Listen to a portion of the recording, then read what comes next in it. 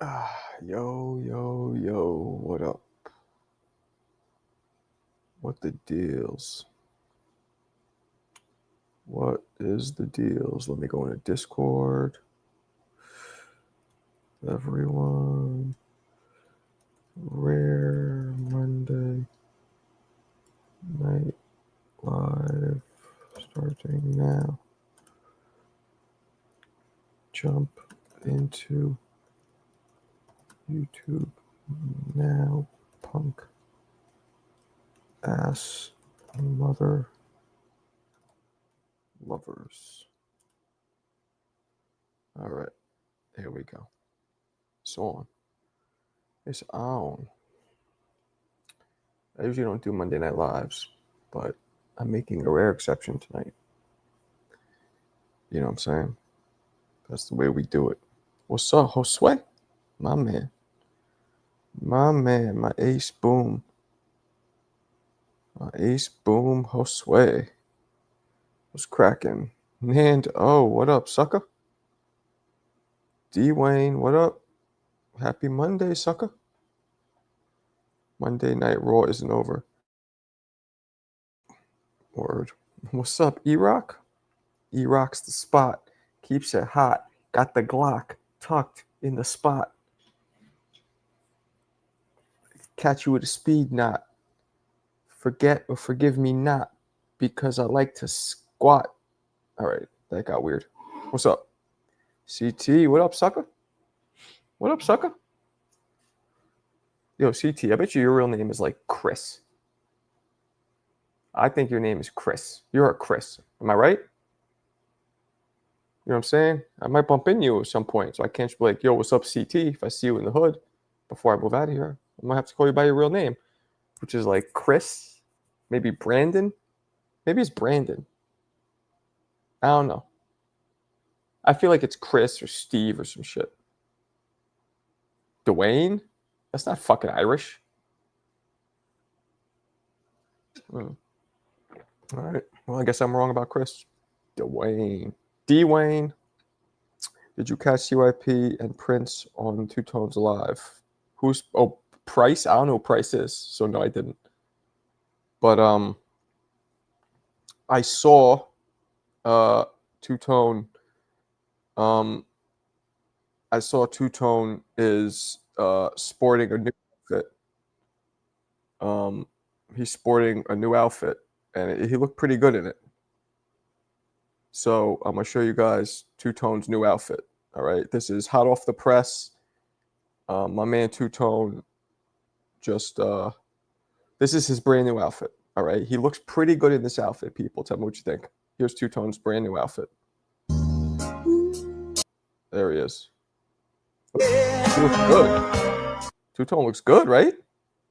Look at that. That shit is custom tailored. It's shiny.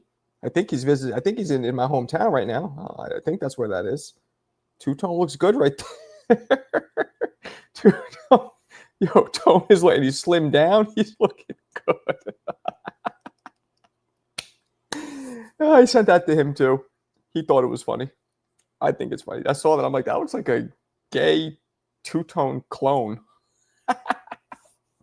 Yo, picture Tone wearing that. That'd be really funny. That'd be really funny. Oh shit. Whew, fuck that. He tells people I sniff Roy Jones's underwear. That's him. Nah, I love Tone, but that was funny. He thought it was funny too. First thing I do when I saw that, I texted him like, "Yo, Tone, man, you look good in this outfit." He goes, "Oh shit, lol." Gay Tone, his evil twin. Marco, can you touch a little bit on the Twin Towers 9/11? There's a big conspiracy. What exactly? What's up, Young Blood? Tyson?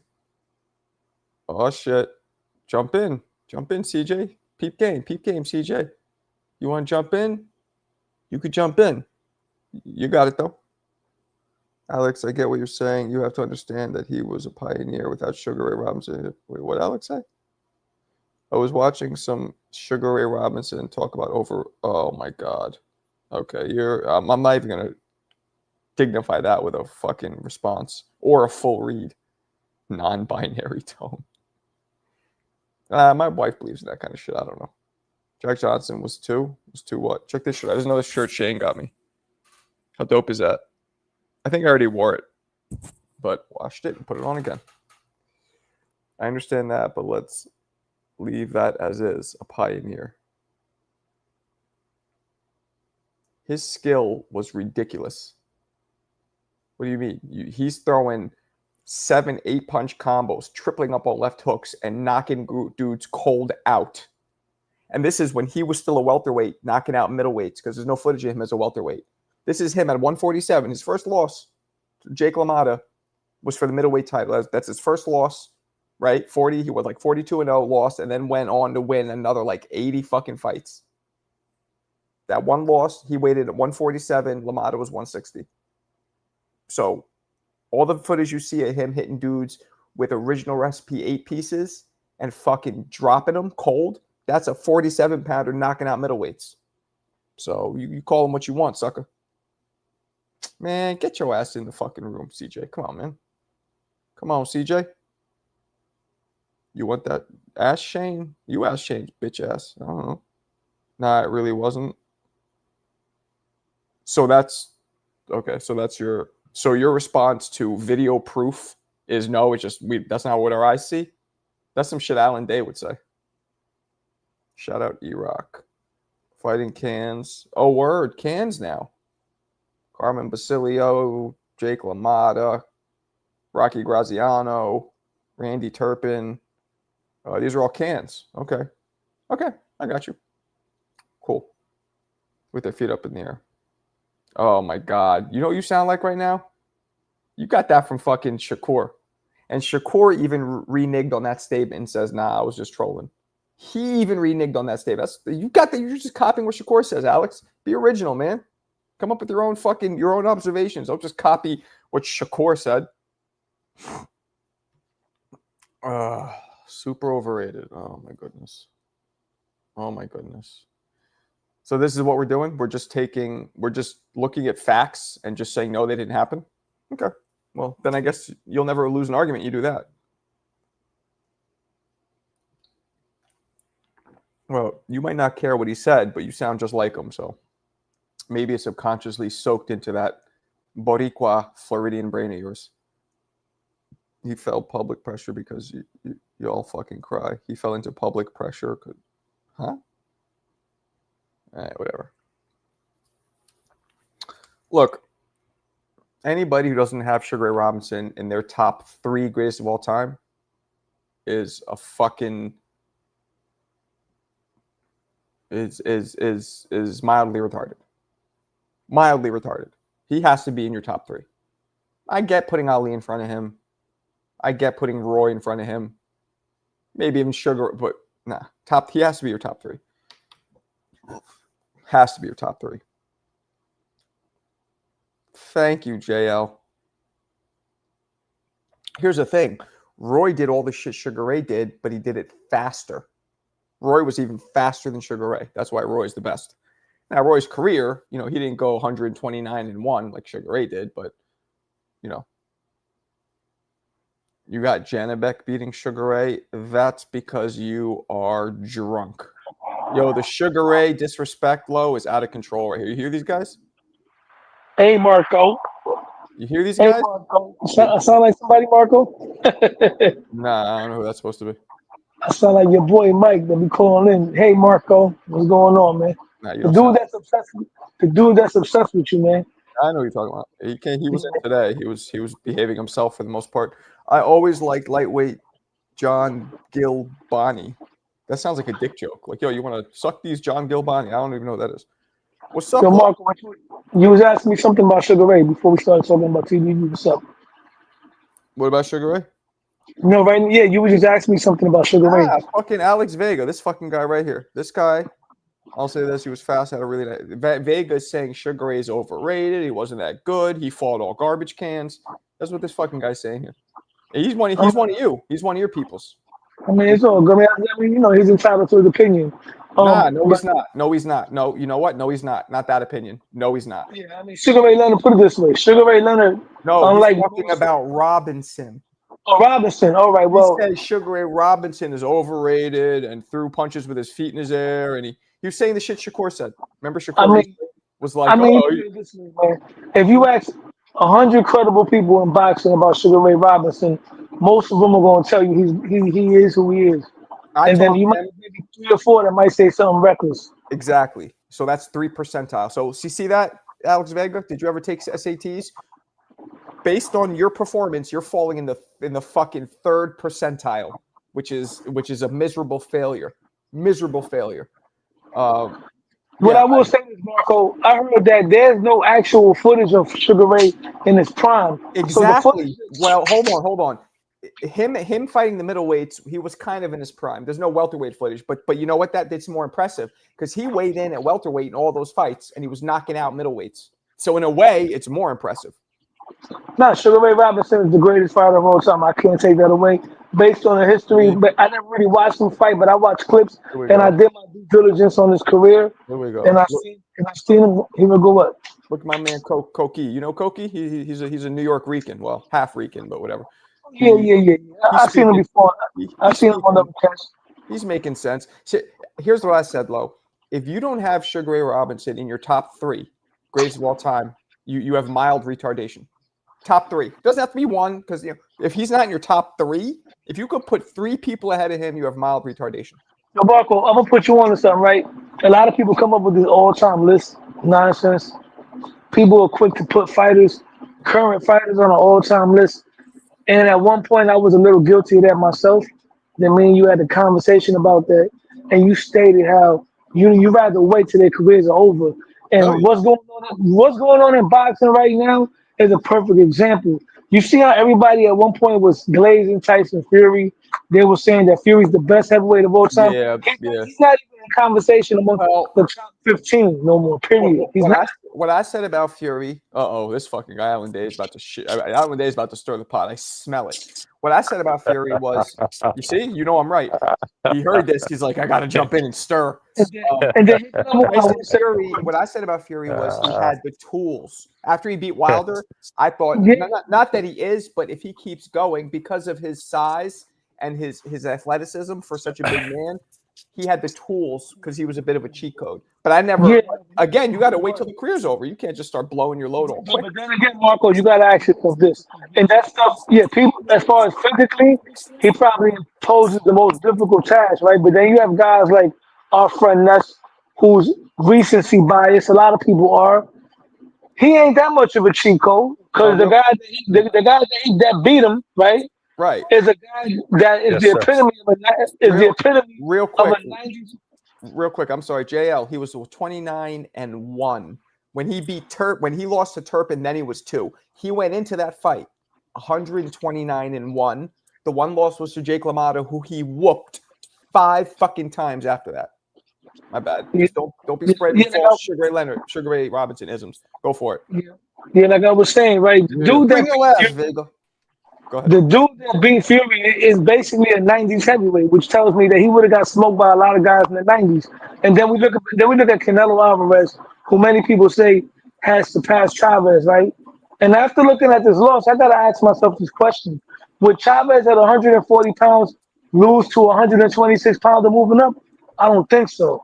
So I might have to change my opinion on Canelo being above Chavez as well. Once again, people need to stop crowning these guys that are still active. Because right now, I'm with you. I can't really. I'm not sure I could put Canelo above Chavez. Maybe in terms of some accolades, but in terms of dominance, Chavez, even though he fought 75 Choco owners, right? He beat 75 Choco owners. Chavez did beat a lot of credible guys, right? And he don't got no questionable fights. The only questionable fight was Pernell with Meldrick Taylor. Yeah, but as bad as you want to say Meldrick Taylor, at the end of the day, he was physically broken at the end of that fight, at the end of that career. So Chavez the second Frankie Randall fight. Yes, but he was already out of. But he was already out of his prime. I feel like they're literally almost carbon copies of each other when you really think about it. Yeah, They had the promotion behind them. I They agree. got to pick the judges, where the fight was gonna be. I agree. But the thing is, I would say Chavez, he probably fought guys more towards their peak compared to Canelo. I agree, Yo, and you're Vega, right. Frankie Randall had his number, but by that fight, some people argue he was done. Chavez. Vega, pleasure to meet you, man. I always hear you on TV all the time. I'm a caller myself, man. What's good, Yeah, I brother? know who you are. We always miss each other. Yeah. Yep. So one thing about Chavez, what I will Thank you. say, unlike Canelo, we can't name somebody that Chavez actually done. When it comes down to it, whatever you want to say, Canelo did more. It's a good debate because Canelo became a champion in weight classes where Mexicans usually don't dominate. You can't Right. take that away from Canelo. But And he was Chavez, undersized. yeah, Chavez left no stones unturned. Chavez never ducked nobody. The only Hmm. fight that Chavez had avoided, Dante avoided, he had Terry Norris, who was at 154 trying to get a fight with a 140-pound Chavez. Other Hey, than that, Chavez never ducked nobody. hey, low. Can I just interject one thing just real quick? This is a question for real. This is a line of questioning. Um, Vega, you informed us the other day that Chavez quit on the stool. So is that's accurate? Like, cause I Against have. who? Against Oh, De La Hoya, the De La Hoya. second Yeah, fight. De La Hoya fucked Yeah, him up twice. Oh yeah, okay. yeah, So yeah. Chavez quit on the stool. Matter of fact, yes. Now I do remember. That is indeed fact. Yeah. Why don't people bring that up though? Why do we act like Because that? he wasn't in his prime per se, even though he was Yep. fighting a top gun, right? De La Hoya was a top gun. That was Yep. a championship fight. It was Yep. a big We're deal. still fighting? You shouldn't have quit. It had the people split. They said he wasn't a real Mexican. Chavez was gonna beat him because he was the real Mexican warrior. He got stopped by cuts. They said the cut is the only reason why he lost. They ran it back and he embarrassed him and made that motherfucker say no mas on the fucking stool. Yeah, Word. You know bro. what's That should crazy be a though part about of the his second legacy. fight though? The That should be. second fight, Chavez, I'm about to I ain't gonna cut you off. What you were saying? I said that should be a part of his legacy because for me that impacts. Like, bro, that puts Canelo in a different light for me. I mean, Canelo quit. I don't want to get into the quick thing because I had this debate with Punch Drunk because he's another one that also is recency biased, and he was slandering Roman Reigns. And I was telling Punch Drunk Boxing, Miguel Cotto quit, Chavez quit, Oscar quit, Roger Mayweather quit, Regan that a lot of and mark my words, bro. And I'm not trying to Rigondeaux jinx definitely somebody. quit. A lot of to, before a lot of today's before a lot of today's guys retire. You're gonna see a few of them quit as well. Javante Davis was a quit away. He Yeah, almost yeah, quit yeah. against Lamar He Rose. might quit. Canelo Alvarez looked like he's ready to take a walk out of that ring too against Bud Crawford. All I'm saying is a lot Nah, of fighters quit. Canelo wasn't gonna quit. No, He he looked looked like like he was Yo, gonna quit. he could He have looked like quit. he was gonna quit. No, He he he the was looked like the he he had no was way boxing, bro. disheartened. And Nah, what did he he the do? He made it 12 rounds. Canelo He wasn't did. gonna quit. Canelo was frustrated Canelo because he knew he couldn't win, but Canelo wasn't gonna quit. He wasn't getting beat up Mhm. like that. No, Right. so guys the, guys Bivol, he was guys quit out of frustrated. He didn't frustration. quit. I'm Guys saying quit you, out bro, you guys quit quit out out of of being frustration embarrassed all and the getting time. beat up. You're not gonna there's quit two from different being kinds of frustrated quits. and getting beat a guy. Canelo strikes me, and I don't want to throw that on his jacket, man, but he looked like, because I never seen him really beat up where he's taking the punishment. He looked like he was going to quit out of frustration. He had that same look against Bivol. Now, Miguel Cotto's Yes, situation, Did he when had that Cotto, Did look against Bivol, but he was never gonna not yeah, go to 12. He no, no, just nah, no. yeah, frustrated. He couldn't What do wait it. you're talking didn't about is he refused to didn't small engage to where he could get hurt. Oh yeah, didn't yeah, yeah, Ricky yeah. small got quit Riggin out of do? frustration. He got quit. When Cotto, I hate to say it because I'm Puerto Rican, when Yeah. Cotto quit, took the Puerto Rican knee, right? That's what they say. He took it out of sheer I mean, punishment. He was getting hit he was getting over. actually beat down though. Yeah, Like yeah, Yeah. exactly. Eric Morales quit. Oscar De La Hoya quit. Like I said before, Javante Davis looked like he was gonna quit. When he went down, It's and like he ran away. he struck me as a fighter that got no mass in him. Mike Tyson quit. A lot of guys quit, man. I'm not trying to Yeah, justify it, but Yeah, it's not we okay can't throw though. if this away from well that. if Bud fight Canelo again, Canelo's gonna quit. I mean, because I don't know about that. he totally just He's not quitting. it, you guys quit over being frustrated all the time. Like we watched He's a positive. small Rigondeaux quit against Lomachenko. It's no, you know what I mean. We see it all the time, A based lot off of of Cuban fighters quit frustration. though. Guys You put know out what Canelo frustration would all do the in a time. rematch? Take a lot of steroids. That's what he'll do. Well, I have a question. Who has more gift victories, Canelo or Chavez? Canelo. Canelo. Canelo has more gift victories than I'm not. Chavez? I'm not gonna say against. I'm gonna say controversy. Like example, the Lara fight. Me personally, I had Canelo winning, but a lot of people say Lara, so you got to say controversy, right? Because the first Triple G fight should have been a First loss. Triple G try fight for Um, sure. that should have been a loss. And just think about it, that's really it, right? But So And this is Lada, the thing though, like Lada, Golovkin, and what was the other gifts? no, it was just two gifts. Just thinking about it, Oh, Lara, so then Golovkin, Chavez, he got a gift I in the Chavez. mean, Raw. We said the Frankie Randall. And wasn't there The another Frankie one? Randall one was questionable because they I stopped it in the I middle of the fight. watched I watched Canelo Austin Trout about 20 times. The And only Canelo won that round, fight. the only round that I thought Canelo was really nice in was the round where he knocked him down. For I the mean, that You was a know close what? majority of fight. it, That is such a great fight to talk about. You know what the issue? Because I'm with you. I thought that fight basically he won it off the knockdown, but it was open scoring, and I yeah. just think to myself, if that wasn't open scoring, Trout was gonna fight way different and get Hmm. really robbed on the cards like Yep. yeah. crazy. Yeah, Well, I thought early in that fight, maybe the first 5 or 6 rounds, I thought Austin Trout was giving him a lessons, a Mm. boxing lessons. yeah. Mm.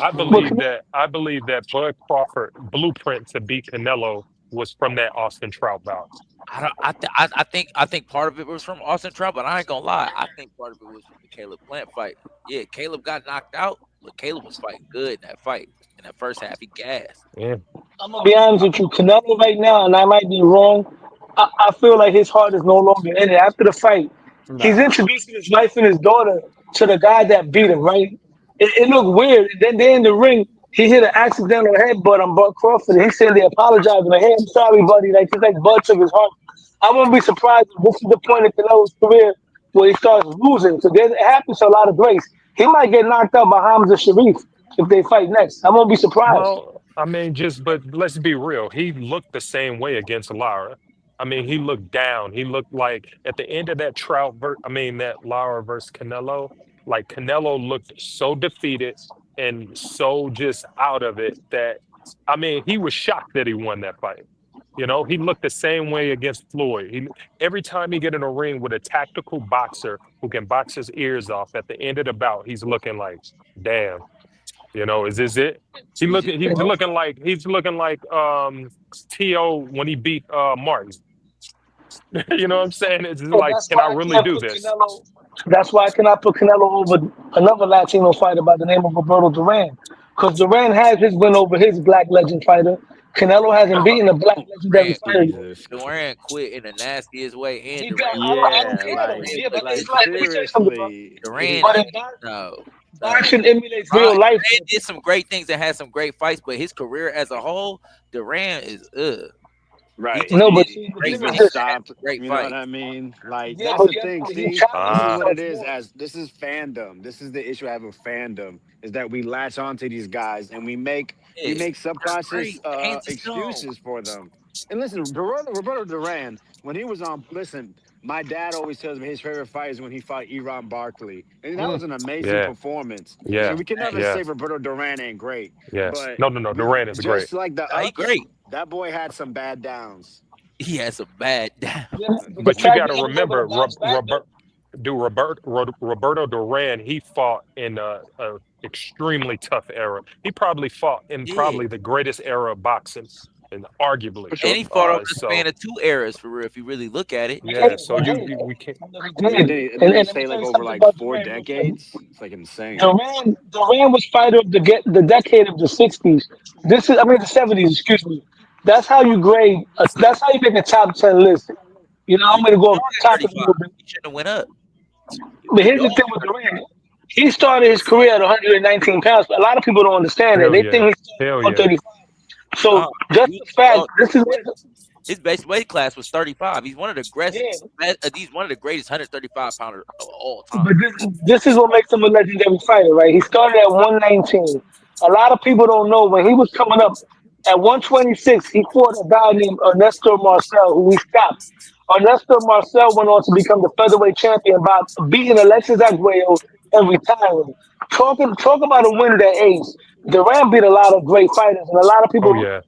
they think about the no mas, but you have to think about how he was able to bounce back from that and still get incredible wins. That adds to your character. You feel what I'm saying? That's why Roy Jones, for instance, right? Roy Jones, had he retired after the Ruiz fight, he probably would have been about maybe a top three or top five, right? Roy He Jones, should have been I regarded still like have a Roy Mayweather. Jones. I still have Roy Jones at no, top three. I mean, Of no, I got course. Roy top yeah, 10. He said, "Of I got course." Roy in my top Mark. 10. But the I point I'm trying to because make, Roy never got a chance. No, Roy never bounced back from those losses. Had he bounced Oh back from those yeah, the losses, Yeah, he motherfucker was bounced back. 36. He was He done. bounced, no, but no, but did he get like a heavyweight champion? That was like a bounce. Yes, he became yeah, heavy. He's the only guy to do that shit in over 110 That years. was a I'm bounce talking back. yeah. about after I the mean, losses. yeah. If he would have bounced Roy, back, that would have added One at a another wrinkle time. to One his at a time. legacy. One at a time. Go ahead. All right. So look, uh, Roy lost at like 36, I believe, 35, 36. He was done. So bouncing back is a lot harder when you're at the yeah. end of your career to begin with. That's why I And can't rank him ahead of Roberto Duran because Duran well, did with let's not 36 and forget. bounced back. Let's not forget. Like Roy Right. didn't lose a round until he was like in his mid-30s. There you go. The problem is this though. The problem is this with resume, people are always going to go for name recognition. At that point in his career, there's no real name recognition there, and that's why is because when he got to the point where there were huge fights, name recognition wise and popularity wise, like the Listen, Tarp. Roy has prime iconic figures on his name in their prime. Bernard Hopkins, James Toney. Yeah, he You does. can't And he also name. has failures You too. can't name. Virgil Hill was a people know he's Come on, got you he got a cannot lot. name. You can't name many guys from Roy Jones' own who have accomplishments like that. No, no. you I mean, can't. you like that. That to me, that's measurable to what Bud Crawford just did as a How 3-division is that undisputed measurable? champion. What's measurable It's is Josie Roy Bud winning versus the heavy. Tarver. Hold on, what Roy winning the heavyweight crown is more Yes. impressive than what Bud just did. Yes, So I mean I know that's at the measurable. age that he did it at, the bounce back, yes, I agree at that. But I'm saying, show What me. bounce back? I'm saying though, in his resume, there's just the chink in the armor is that he, at the moment where You he can't. So hold on. So Listen, so who can you name? Mikhail. So you're saying that he dominates for 15 years, never Yeah. winning, never losing a round, and Mikhail, the only fighter at the time to ever not get hit by any punch at all Yes, for an I entire round. So understand hold on. He dominates for 15 years, and you're telling me because he lost to Tarver 15 years in, almost in his late 30s, that does something that takes No. away? This is what I'm saying. When you go, okay, when you have the conversation, Roy Jones, Bud Crawford, Mayweather. You see what I'm saying? Okay, so bust this, Mikhail. Where is their Tarver? Of Mayweather course it's a was chink in the armor. Mayweather had just entered his prime when Roy was still active, and nobody ever questioned who was a better pound fighter. It was Roy over Mayweather, easy. The point being, Roy was just so much more spectacular. Yes, we understand that, Marco. But this is the thing, though. When you look at the I think resume, he's talking about show careers. me Mayweather and show me So- Bud Crawford's Tarver. Okay, So so there has to he be- hasn't had one. He hasn't had one, but He that's can't still be over them. he That's hasn't what I'm had saying. one. In the conversation, but he can't be over them. He hasn't had a Tarver, okay? But that doesn't mean that in their primes, respectively, Roy wasn't better than all of them. That's Proper cool. But Roy overall, Jones- we judge you overall. Which Isn't that I two don't different judge. conversations? Okay, hold on. 99% of fighters get old and lose and don't look good later in their career, right? right? and Floyd that's happened to big be one that respect for didn't. not doing that. So, okay, so Floyd didn't. So far Bud hasn't. But you gotta look at their primes because the majority of them had primes and then had old Yes, stages. if you look at the No, prime, Prime Roy was the most single-handed, Prime the Boy most is dominant probably fighter the ever. most was Prime. spectacular dynamic fighter. Look- If you look Yes, at the Prime. prime, but he If was you, so if you look at it the way you're saying, if you look at it like who had the most, front to back you can greatest make career, that prime last the longest. sure, That's what I'm you're saying. right. If that's the way you look at it, then you got it. Longevity-wise, listen, Floyd trumps him in longevity, right? Floyd doesn't. Floyd does. No, Floyd doesn't, because none of these icons have any I'm talking cartoon about bouts Roy at the against end of Floyd. the end of their run. None of these icons put cartoons on their Forget resume. about that So you one got to cartoon stop that. fight. You Ali got to That's did very they stop that. Cartoons? all You got to types stop that. of big What do you names. mean Fights, cartoons? You got like bro, all you got types of dudes in there. cartoons. Oh, He's meaning talking about the last fight, the 49. Like, no, come no, That's no, on. no. only I'm one talking fight, about bro. no, Are no, you no, no, talking no. about It's the not. Conor No, it's not. McGregor? No, no, no. Not only the Conor McGregor, but he also fought what's my man name out of Florida? Last fight, Andre Berto Oh, the Andre Canelo. Berto. Yeah, Berto, Berto, that was Berto, Who one of brought the the Berto. best Berto fights, fight? man. That was a He money brought fight. he brought Andre Berto out of retirement.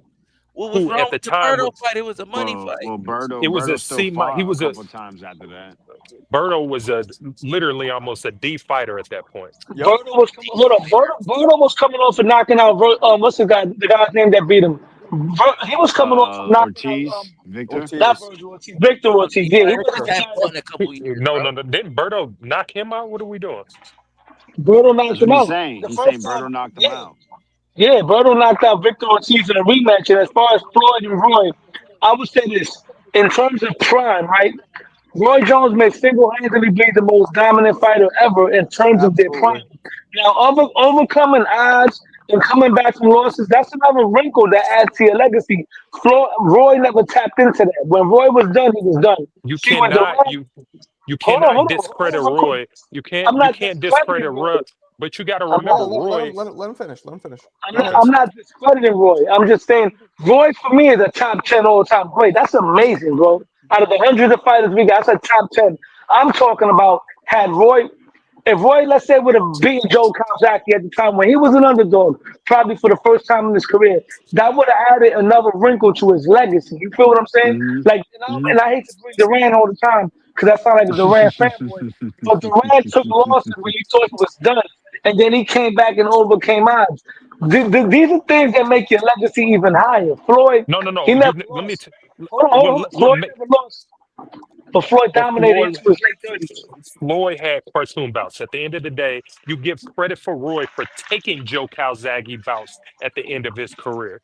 You know what I'm saying? Like we're giving credit to Floyd for fighting cartoon bouts at the end of his bout. Like He the beat Canelo guys who 36 years old. I What are you mean, talking but about? at least you didn't lose him. I mean, He so beat if you look Canelo through at 36 everybody, years you can old. say listen, these are cartoon bouts. Like, If Roy Jones took what's the point, really? cartoon bouts at the end of his career, he too would have been undefeated. Bro, Roy Jones But lost to guys that was worse than no, that Hugo doesn't Brothers make much at the sense, same age dude. as Floyd. Oh, Exactly. Because he already if lost. Like that's what you got dude, to no, remember. He Exactly. was. That's the thing. Mayweather was still winning, and then the but you Berto was but supposed to be it. Remember that the but Berto was supposed to let's be it. also remember That was his let's hand selected fight that he wanted for his Yep. own personal reasons. And then well the Conor McGregor was just too much money to come out of retirement and just to make it fucking 50-0, which was Yeah. stupid. But at the end okay of the Taking day, names so off like each and every guy. I so just don't dig think what you're so trying to so say is just not reality and all right, exactly how so their look careers at went. Floyd. So look at Floyd Prime. Look at Roy Prime. Which one of them got some gift victories in their prime? Only, So yeah, but we're not talking about that. We're talking about the whole totality of their career is how No, you no, no. grade these guys. So Roy never took no easy way out. He never had a blemish in his prime. Floyd Mayweather had blemishes in his prime. You know, He had one he had close some. fight, bro. No, the, no, no. He Maybe got a two. blemish. again, There's a the blemish. He discussion has a that you're blemish. having is not what Mikhail was originally talking about. He's talking about overall career. Roy Jones, to We're not me talking about personally, who had a what I'm better telling. peak. No, no, no. What I'm saying is, to me personally, Roy Jones has a better career and resume than Floyd because he Mm, has James Toney, he has nah. B Hop Nah. in their prime, those two icons. But not only that, he went all the way to heavyweight and won a title. B-Hop was So more Floyd so let, stable. Mayweather, let, let me say Floyd, this. Let me say Floyd this. Mayweather don't have that. Let me Floyd say this. Mayweather You don't have that. guys know how I feel about Roy, but this shows you guys that I'm balanced. I'm not fucking biased. I don't agree with what Alan just said. I think That's fine. You don't have to. Floyd has a better resume. He But does not. Man, Roy He does had not. hold on. But Roy was still pound for pound a better fighter, and it's not Roy's fault that he fought in an era that didn't have the Mosleys and the fucking Corraleses and all the dudes that Floyd had. It's not Roy's fault. He fought everybody, ducked nobody. What do you mean? You just said he had the Hopkins. He had the James He had Thomas. two. Like, He had two. But really, Floyd had a lot more than two. but we got to stop putting. I mean, Chico Corrales was not that good, man. Chico Corrales was not that good. He was not that good. He was not that One good. time, Alex, Chico Corrales was favored to beat Floyd at that time. He was Dude, God rest the dead. God rest. Alex. Yeah, he was a pound guy. At the time, Corrales had a lot of momentum at that time. At the time, Corrales was on a pound for pound list. He was undefeated. He had knocked out Angel Manfredi. He also had knocked out Robert Garcia. At the time, after that, Corrales was still good, but he wasn't the same. But going into that fight, Corrales was the man, bro. I never thought he was that good. He had Appreciate no you, HLD. defense. He had no defense. He was Appreciate straight up you, and down. HLD. Very exciting fighter. He was a very exciting fighter. for sure, But in for terms sure. of being great, I can't put him as great. God rest the dead. I love No, I agree Chico. with you on that. I agree with you Exciting. on that. He was Corrales not a was great great, fighter. but He was not great. But He he wasn't was one of great? the best fighters Corrales of wasn't that great? time. No, Nah, he was not great. He Oh was my not goodness. great. He's great, not but he all-time wasn't a great. great fighter overall. His How can you overall say career he's not great? He was He wasn't respected. great. Listen, He might not be an all-time great, but you can't. he's say not he like was an all-time he great, but wasn't- he was at that time. He was the There's top different fighter levels. in that era. He Yeah, Yeah, he was a he did- monster. He was to me, I put him in a room with Arturo Gatti. Him and Arturo Gatti in the same room to me. Dude, he was on a pound for pound list. Nah, he was better than Gotti, but No. Maybe he was better, but they're in the same room. Okay, they're in the all same right. room. Hold on, I real quick. Jones avoided Michael Nunn. You mean the guy who Tony knocked out? So then Jones took care of him. He went and took the better fighter. Mikolashevsky didn't want to come to fucking America. And after Roy got robbed in the Olympics, he's not flying to Germany to possibly get robbed. Nigel Benn was already over the hill. Chris Eubank was already He'll over be the hill. there. Stephen Collins was already over the hill. McClellan had a brain injury, was no longer fighting because he almost died. What the fuck are you talking about? Oh my goodness. Wow. Sorry, that's ridiculous. Like, look, you could say that Roy didn't have the competition a lot of people had. I agree, but that's not his fault. He didn't control when people's fucking mothers birthed them. It's not his fault. Roy Jones Jr. alone, had he just retired, and we said this many times after whooping the greatest heavyweight Puerto Rican ever. The only heavyweight Puerto Rican. Yeah, you want to talk about cartoon fights? That after that alone, had he retired, none of the motherfuckers you guys been mentioning would be scratching his nuts as being the greatest of all time. He's only because he kept on pushing it after his old age, trying to do shit that he shouldn't be trying to do. Had he retired at that point, Mayweather could suck his nuts. Crawford could scratch his butt, because that's just the truth. Why we gotta make it weird? Because you guys are pushing it above and beyond and forgetting how dominant this motherfucker was. Unbelievable. Top three, bro. Unbelievable. Top three. Like I said, No, the guys you guys mentioned have never dominated everybody like the way this man did. And not only did he dominate, but the eyeball test, he has A++ with extra credit, extra napkins, you teacher to the apple to the teacher. I mean, visually, like, how do you deny Roy is on the Black Fighter Mount Rushmore. He's on the Mount Rushmore. Black Fighter? He's on the human. He's on the human Bro, being. what the fuck is this Black Fighter, bro? He's period. The greatest in his prime of all time. Number 11 or 12. All this bullshit about blackness. 11 or 12. Are you trying to troll right now, Vega? You trolling? You know what? I was just watching some Roy Jones earlier. What I watched. He fought some dude from South Africa. Yeah, nah, man, that was he was cool to watch. I just dropped a video. Cartoonish. I just dropped a recent video. I should play it right now. That was him, super middleweight. Roy was that. I'll play it. I need inside track real quick. What you haven't seen? You haven't seen much Roy? No, of course I've seen hella Roy. Yeah, I just thought about something because he's talking about film study. I need an inside track. So like, Well, you got a game plan for Forbes, bro. Here we go. Here we go. This is I need to super know. middleweight. This is They super changing the middleweight conversation because he losing it. yeah. This is super middleweight Roy, guys. Bud Here and we go. Roy are the most Here we go. talented fighters I've ever All right, seen. real quick. Here we go.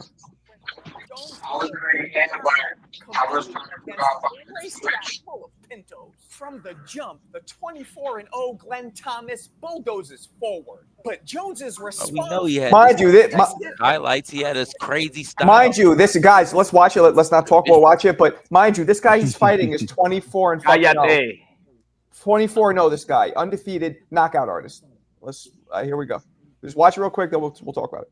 When Roy Jones was a Bugatti competing against a racetrack full of Pintos. From the jump, the 24-0 Glenn Thomas bulldozes forward. But Jones's response is more instant than Folger's crystals. As he fires single buckshots that crack Glenn's Liberty Bell like they're in Philly. Roy then employs Pentagon-level defense. As he leaves Thomas feverishly swinging at nothing like he's Cuba Gooding from Boys in the Hood. Roy then proceeds to piece Thomas up like a Kit Kat, but Glenn fine-tunes his timing more precisely than a Rolex technician.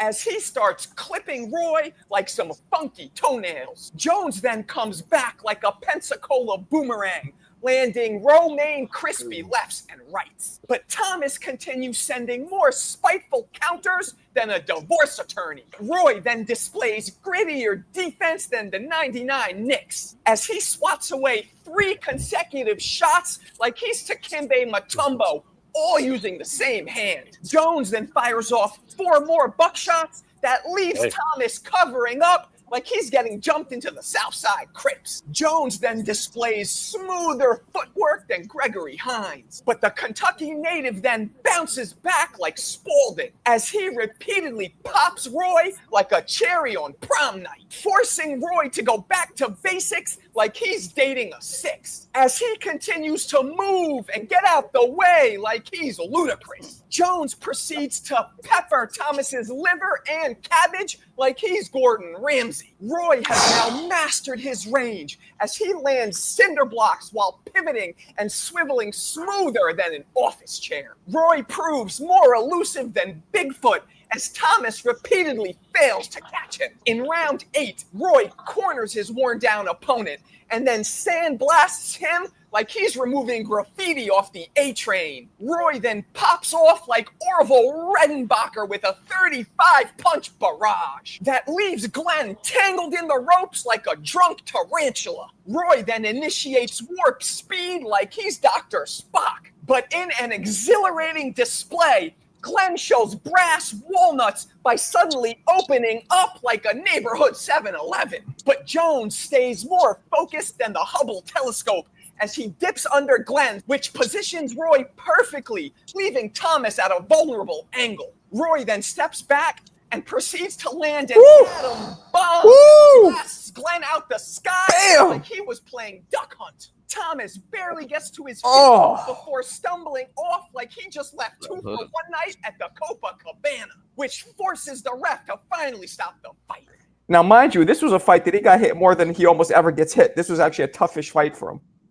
That's why I wanted to do it, because usually you didn't see him getting hit like that in any of his, he wasn't afraid he wasn't afraid to exchange, bro. No, and he took those shots like nothing. Bro, he was a savant at his defense, and it was a savant at his offense. The defense was disgusting ridiculous. Fundamentals. Jesus Christ, that hand placement is so nasty. You're such a I don't fucking hater. It's so crazy. No. Because when you watch him, right, his hand plate, like when he blocks shots, it's like, bro, you look retarded, and then you see what he does with it. Let me ask you a question, Vega. Let me ask you a question. So you just shit on him saying his fundamentals aren't okay. Maybe it's not traditional, but he wasn't getting hit. No, I mean, his athleticism is fucking like past elite. Why would it be? Oh, you meant disgusting in a good way. You said disgusting. Well, no, it works for him. Breaks all the rules. It's his athleticism. Yeah. He breaks all the rules. I have a very important question. Go ahead. How the fuck do you know what a drunk tarantula looks like? Exactly. Like that. Like how? Like where have you seen them? Like in Arizona? Yeah, man. I used to got like Coronas and shit. Give him some Everclear. Let him fucking. CJ, appreciate you. Extra crispy 2-piece. Best shorts on YouTube. It did look like a drunk tarantula. Tarantula. By the way, guys, there is a GoFundMe made to get me to Border Wars. My cousin made it. I don't know.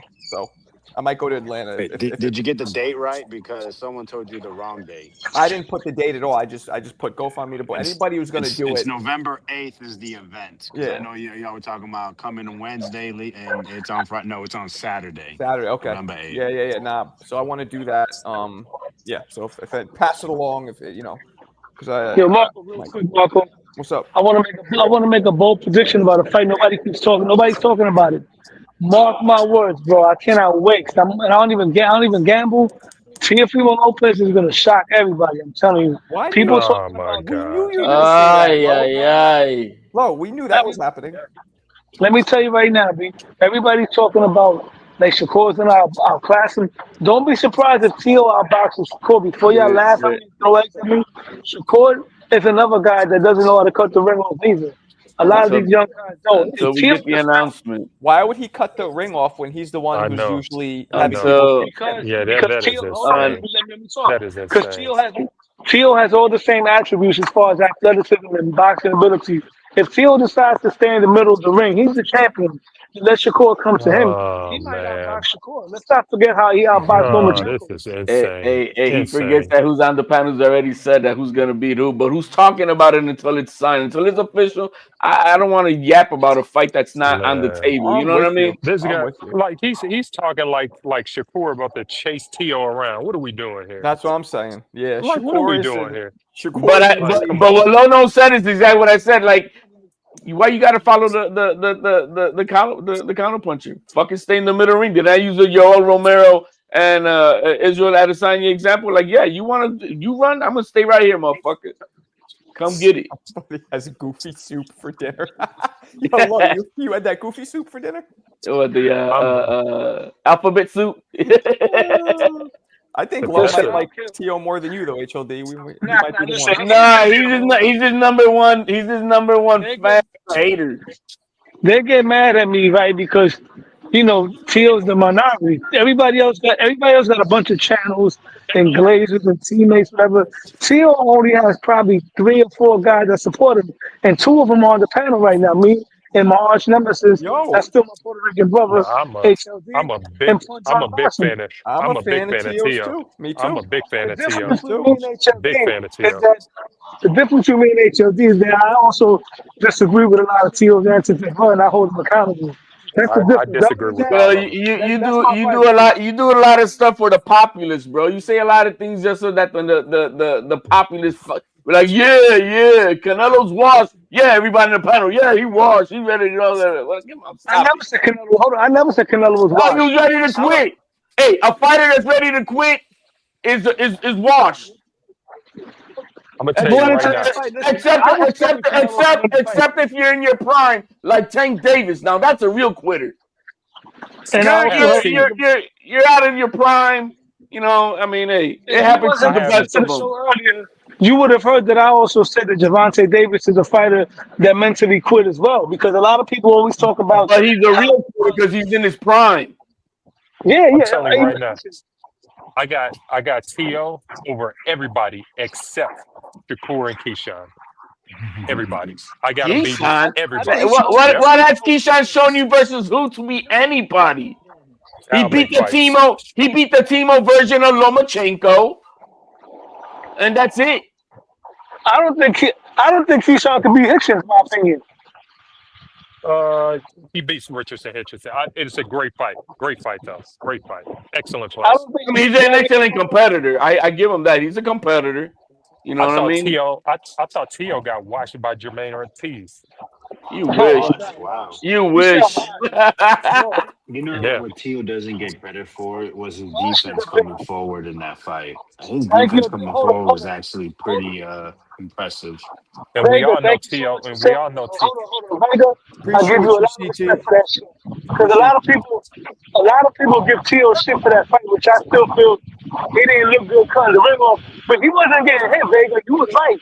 He might have missed a lot of shots. He might have looked lost in there trying to cut the ring off. But Jermaine Ortiz wasn't making him pay. And whenever he did try to punch, Tio was catching and shooting while he was coming forward. He showed very underrated defense in that fight, bro, coming forward. Yeah, Tio it was looked a poor shit in that to fight. be honest. How come He those looked guys poor in don't that fight like that ever again, bro?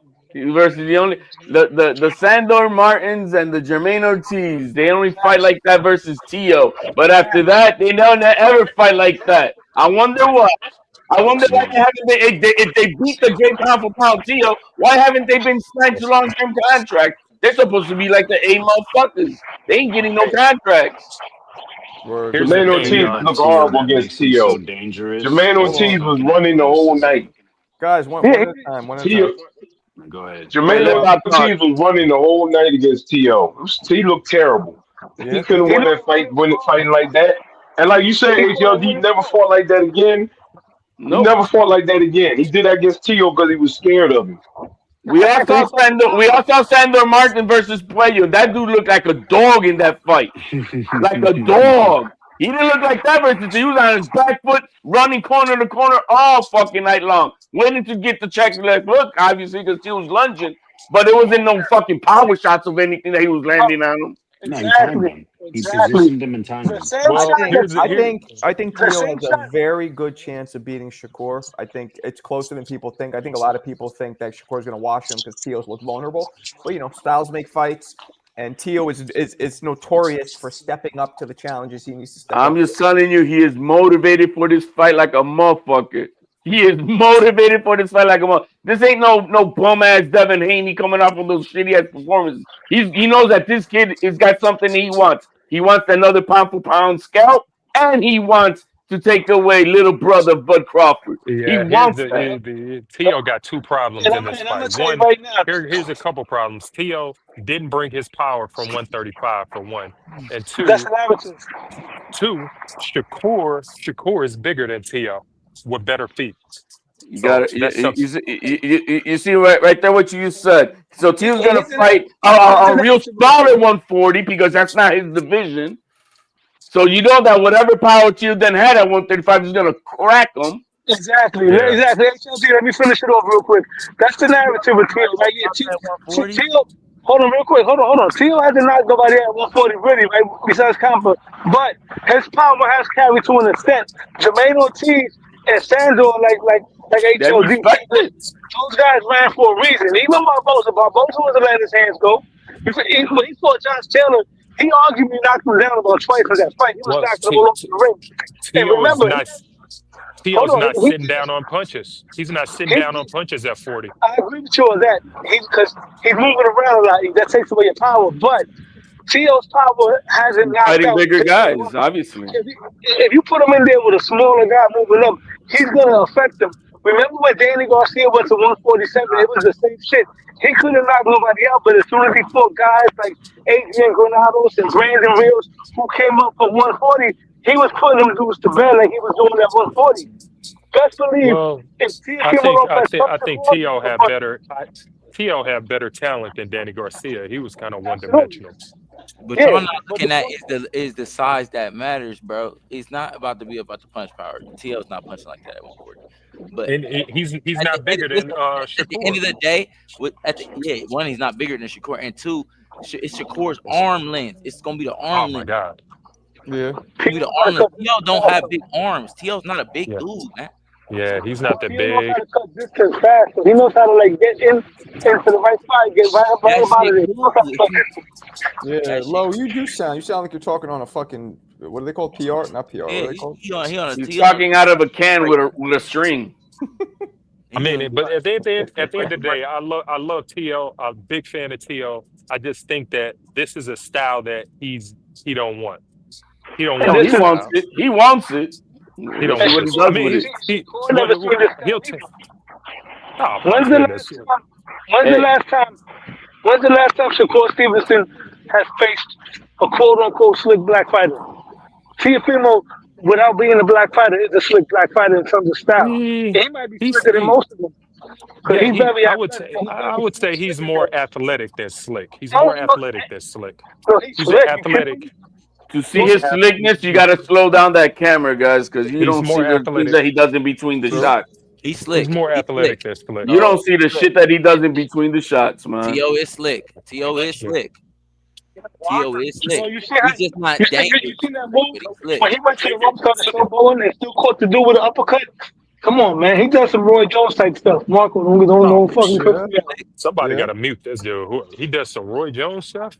He's Somebody slick. mute this kid. Not Whoever Roy said Jones. He that don't He got needs no to has be pop. muted. he has athleticism. I wouldn't say Roy, but I He is know what you no, mean. no. He's very athletic, but he's lacking in feet.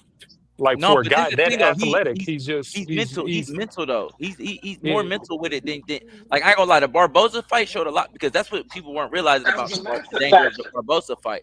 The I That just was a Barboza. don't. masterclass. Listen. Let me land this plane. The Barboza one. He's small at 140 for real, and he's not cracking like that. So the Barboza fight was a test because Barboza's a big 140. And Yeah. that was a test for real, and he aced that, bro. He aced Yeah. that because he had to think through that fight. My thing with that fight was, is he gonna fight smart? Because his just being athletic, if he would have did dumb shit, if he wouldn't have been like thoughtful with his movement and where he was setting him and where he was, that his ring generalship in that fight was crazy. You know what happens with Tio, man? He gets bored quickly in the fucking ring. And so when he starts getting bored, that's what happens with him. That he loses that. And so his father at around round 4 in that fight with Barboza, bro, he was on his ass. Yeah, He was on his ass because he saw his son losing focus. You know, a little bit. Like, don't fuck around. No. This is the game plan. But that's what I think. This is where in a Shakur fight, this is where I think that Shakur gets him. This I have to do the film study, but this is where I think for sure. I might be right. This is an assumption going in though. I think Shakur only gets him because that is Shakur's strength. That's really Shakur's strength in his defense is that, bro, his distance control and that he picks up patterns. Oh my god! I'm telling you, like his distance control if you're is not one of the best creative, I've ever seen. But if you're this is where because I've seen some little glimpses of him and Bud spar. This is where Bud gets him. If you're creative, you can get him because at that point he's guessing. It's only when he catches on and you're doing the same shit over and over again. Like that's why fights like the fight he just had was so easy. He was throwing the same combinations over and over again. The same. Real quick, can I say something real quick? What the brother has said was 100% right regarding Tio's power. Tio's not sitting on his punches like that. But if you watch that Barboza fight, like the last few seconds of that round, he was starting to sit on his punches and he was hitting them at ease, but then he started doing the showboat and stuff. Like he got to start sitting on his punches more often, especially when he's on the inside, because he's very good at catching. I think Tio could have taken out Taylor. I think he could have taken out Barboza. Yeah. And you know, I don't. Hey, for whatever reason it is, he's not going all out. You know what I mean? And maybe because these guys are bigger, don't want to get caught. Whatever the fuck it is, you know what I mean? Because he is a smaller man going up.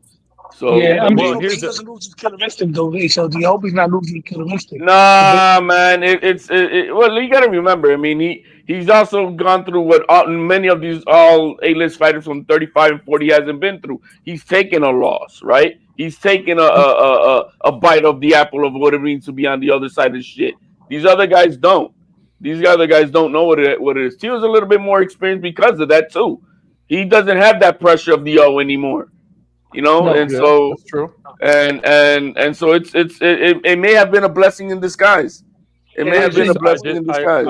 I just HLD, wonder how when you go over Tio's house, man, tell him to fight to win the fight. Then when you go over there, how's that? And let me tell you, How's that, Bob? You kind of broke up. when you go over to Tio's house, man, tell him. When you go to Tio's house, tell him to fight to win. Tio, ain't no doubt. Ain't no doubt. I just wonder. I just wonder how Tio's gonna. I wonder how Tio's gonna react when he's frustrated again.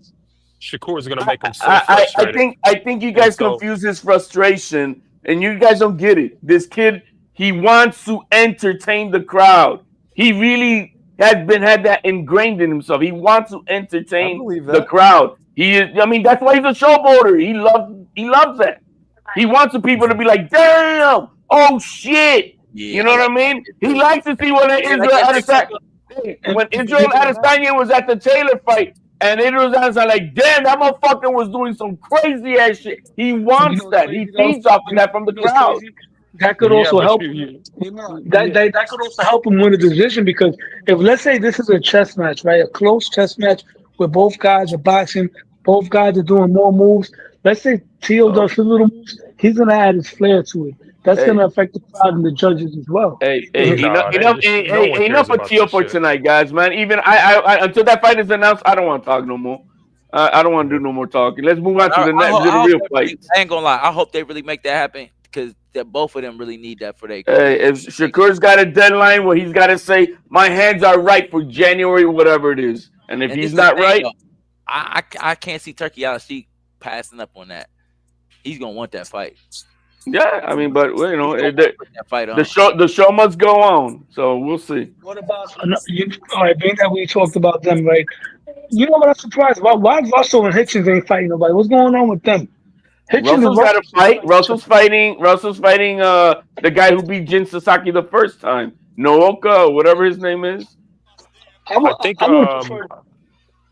have preferred Hitchens and Russell would have been good for the Hitchens is the one who don't got to fight. It's Hitchens. Yeah, well, Hitchens dropped Eddie Hearn.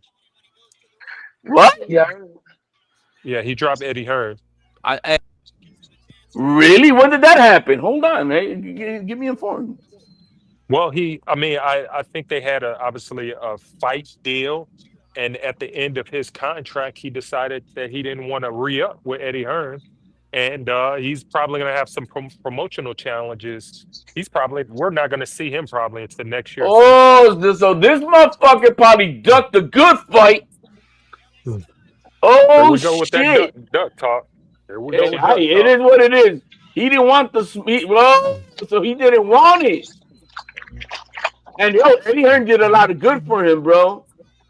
But you know, then again, he's been. I mean, I don't know. All I can say is Eddie Hearn did a lot for him, bro. Eddie Hearn put him on the map. HLD, let me ask you a quick question. And now I'm going to bring it back to Teal, but assuming this fight happens, because the rumors are that it's going to be New York, and the rumors are that Subriel is going to be on the undercard, right? No, man, Subriel has his own card already. They already set that up for himself. Keep it Well, going. either way, the question I'm asking you is this: assuming all things go well, assuming Teal fights Shakur, and let's say he beats Shakur, which I'm favoring him to win, and let's say Subriel handles his business, do you think that would be the next fight for him, Subriel, if he gets past Shakur? Oh no, because Subriel's got to fight his mandatory Puello. Oh Well, man, that's another one. So what's gonna happen? The way I see it, I wouldn't be surprised after this fight, Teal moves up. Well, if you're a fan of the 140 division, you want to hope that TL win, because if Shakur wins this fight, he's dropping that belt and going back down to 35. So he's it'll make a circus. I see Teal moving up. After this fight, I see Teal moving up, especially if Norman Jr. Clocks out Devin. What was that guy who said the other day? Devin Haney. I would rather him stay at 140 still, man. Try to be undisputed over there. All those belts at 140 are musical chairs. Ain't no real motherfucking champion. Teal's already defended it 5 times. He does it again. That'll be 6 times. Like, what the fuck? All these other champions are title holders, bro. They're title holders. They're not champions. Smoke there. Outside of Norman Jr., Devin Haney winner, there's not really at 147 there, bro. And don't tell me. Don't tell me Pacquiao. I don't want to hear that Pacquiao shit. Hey, you want to hear it in that? Pacquiao's up there if he wins against Rolly Romero. What the fuck? But if T.O.'s not cracking at 40, he's definitely he's gonna have. But you don't gotta crack. 47. I mean, did Mayweather crack at 147? Yeah, but he's not Mayweather.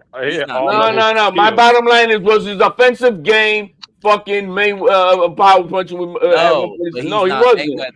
He's not. All right then. T.O. don't have that level. T.O.'s not at that level. What happens when it's athleticism goes? That's the thing. When Mayweather's athleticism went, he still was him. We're talking about when you're late 30s, bro. This kid is 28. Floyd's athleticism never went. What are we talking about? He never went. He just changed his defense. It never went like that, but he started fighting smarter. Say that. Yeah, he still can do everything. He wasn't Well, fighting like when he was Pretty Boy. He wasn't fighting like he was Pretty Boy. No. Floyd simply Floyd was the same. He just stopped turning his punches. That's it. But believe it or not, he had the Shakur Stevenson hands, bro. He had the brittle hands too. You guys What we talking about? Pretty Boy and Money Mayweather, two different people, bro. Yeah, very, very different. And let me ask you this: I'm going to ask Floyd this question if I ever interview him. I don't think I've ever heard him ask this question. Who wins? Time machine matchup: Pretty Boy Floyd versus Money Mayweather. He know Pretty Boy wins. Who wins? I think Money wins. All right, let's go down. Let's go down the line. Let's go low. Who wins? Pretty Boy or Money May? Pretty Boy wins. He was too. Let's go down the line. Let's go down the line. Go ahead, Low. Pretty Boy wins.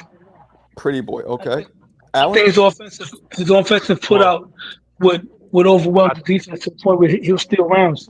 I agree with I think Money wins. He was sharper. He was smarter. And he knew how to pull out the wins differently. Pretty Boy Floyd took risks, and I think Money Mayweather would have picked them apart. Okay. Okay. Mikhail? No, Pretty Boy, man. Pretty Boy. Okay. Pretty Boy was hungry. Jersey Bob. Pretty Boy versus Money May.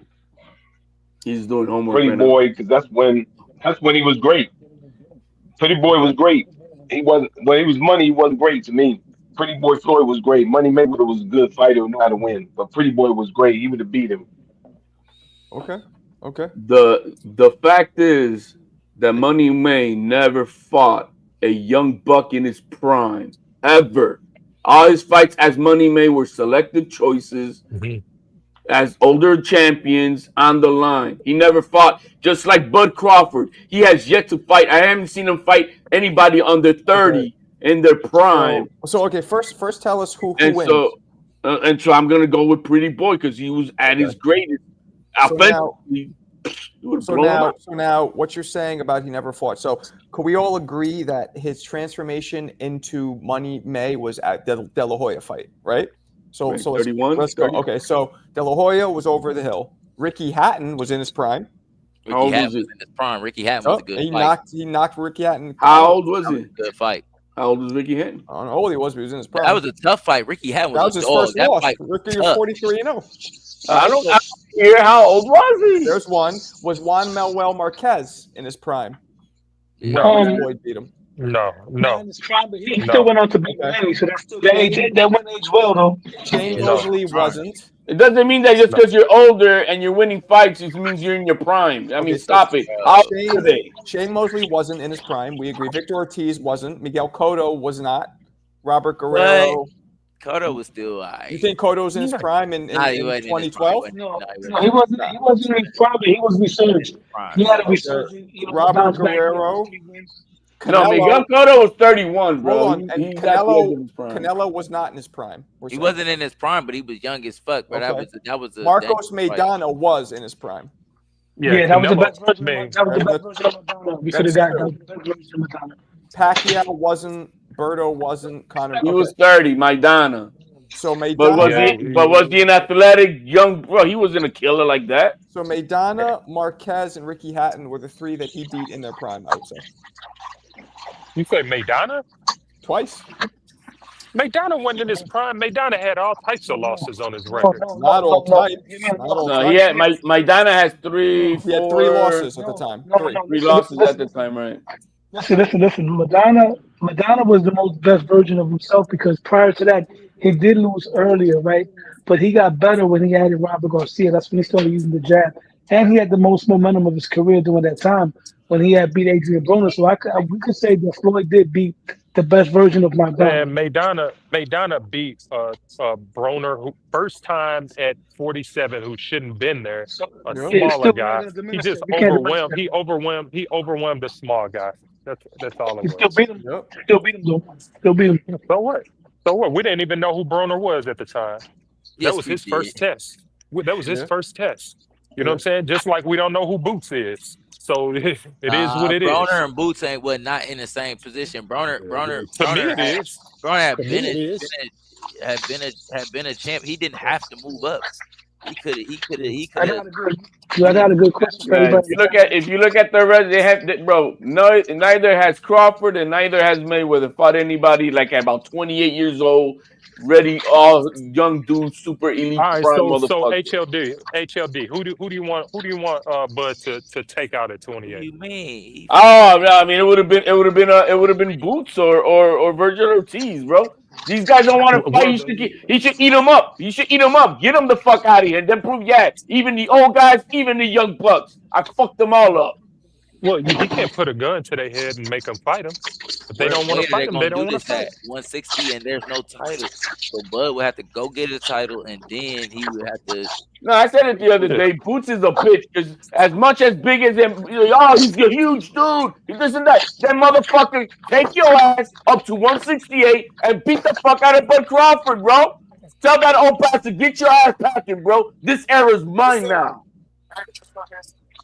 Damn. Yeah. I'm just saying. That's what I want from this young generation. Yeah. Tell Turkey. No, Turkey, no, that guy don't want to fight. Yeah. Turkey has already put fights on his table, and that fool don't want to fight. I mean, I've heard it. It's sad, bro. Ducked everybody at 147. But this is the thing, though. Hey, Marco, are you of this opinion, Marco? Because this is my opinion, honestly. I don't know that it's Boots. I think it's the team. You don't know if it's Boots. Say what? I think Boots will take any fight they put in front of him. Any contract they put in front of his face, I think Boots will take. No, I think it's his team. He's avoiding shit. But I think it's his. I think he's just not like, bro. You got to think. I know of Boots' dynamic, bro. His team is his dad, bro. His dad is such a big figure in his. He's not gonna tell his dad no. He's not gonna stand up to his dad. You see what I'm saying? That's the problem. Like, it's not that he's scared of Eddie Hearn. He could go to Eddie Hearn and demand anything. It's his dad. His dad is controlling the career. They could have got the blood fight done.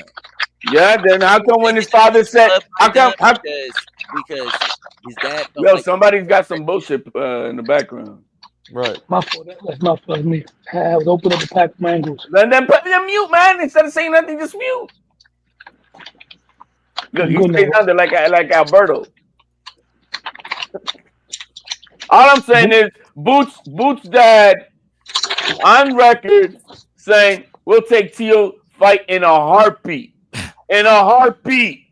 So if he said this is his team, then why didn't he take the fight?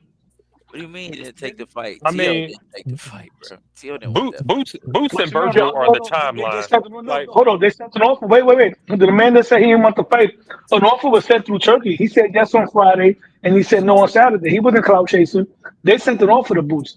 Even they confirmed it the first time. Bob Arum. Tio sent the offer. No, Turkey said it. Turkey, they sent the offer. First, Boots team said it. Boots team said it themselves first. Bob Arum sent the offer first. And then eventually Turkey sent an offer. There with the contract. That's when Turkey was setting up that little tournament. Yeah, there were two offers, but and then they turned down Debo also. They wanted Debo to go to 152. Man, don't call that fool Debo, bro. I mean, don't we all believe that Boots and Virgil should be fighting? They are the timeline. Like, they were with each other at 47 at the same age. Yeah, but Boots again turned that fight down. He didn't want to fight Virgil. Let's be clear. Virgil ducked a lot of fights too. I'm both on the spectrum for both of them, bro. They're both cut from the same cloth.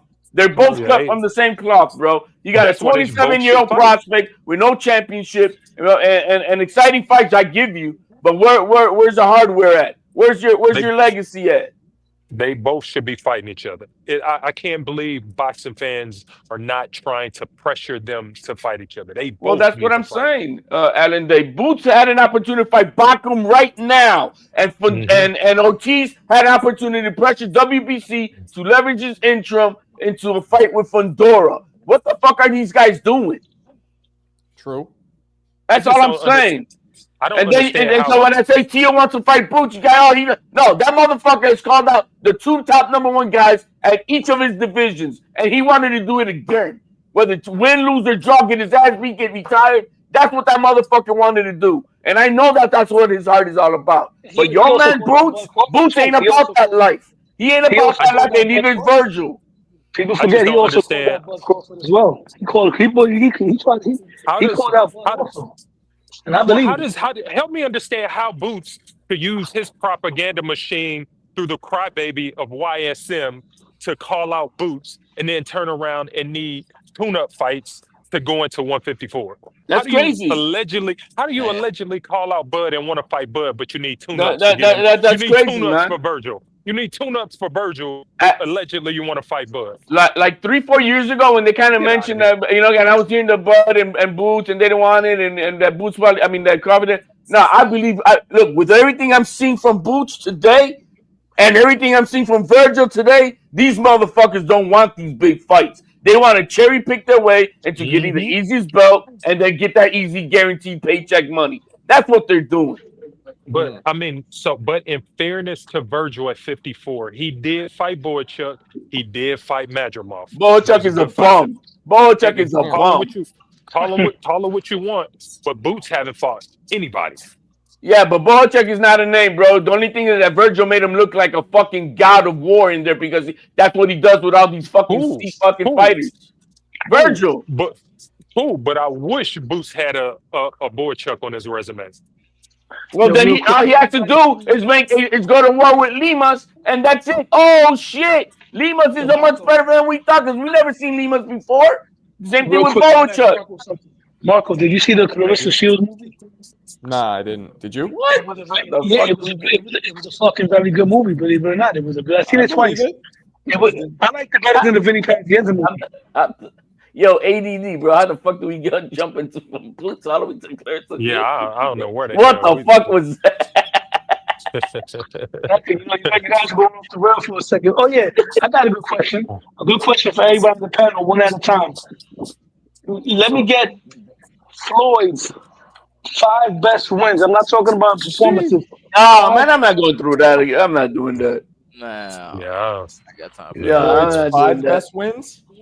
5 Go best ahead, wins. answer for him if you want, Marco, because we've done all this shit Come on, before, man. bro. There's a lot of wins. There's a lot of good wins. Man. You talking about the shitty the shitty money resume or the I forgot decent about that. pretty Give us boy Roy. resume? Give us Roy. Being that we're on the Roy Jones channel right now, do respect. Marco's a Roy Jones guy. Marco, give me Roy's 5 best wins, not performances. 5 best legacy defining wins. Directing based on the show, man. 5 best Man. wins. 5 I best already wins. know who he gonna I mean, say. we know. Hey, Jersey Aiden always got some good topics. man. Legacy deciding What's wins or up? just the most impressive wins? No. Legacy defining wins. That means to his legacy. We're not talking about Oh, Vinny all right. Pazienza. That was a fucking That's easy. That's easy. All right. Virgil Hill, Tony Hopkins, John Ruiz, and the first target win. Nah. nah, it wasn't. he looked like shit in that fight. He won, but barely. Yeah, he still won though. That was the downturn. Um, Most people don't even remember the first fight. Shit. Legacy defining. I mean, maybe when he beat Mike McCallum, because even though Mike was old, that was a solid win. I don't know.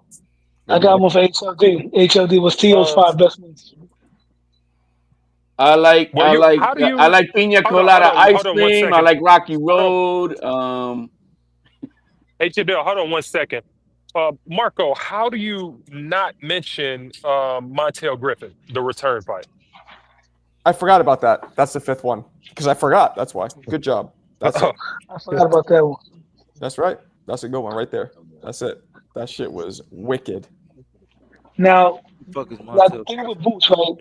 Boots is one of my favorite fighters, right?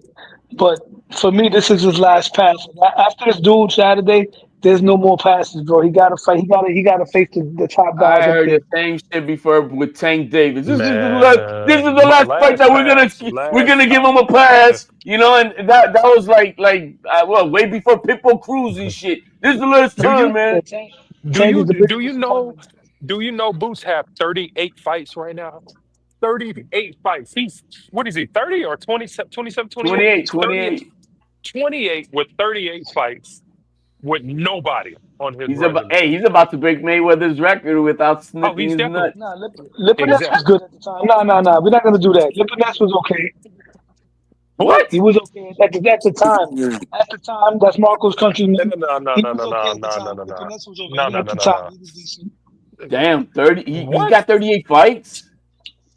38 fights. And you say Lipinets was a good one?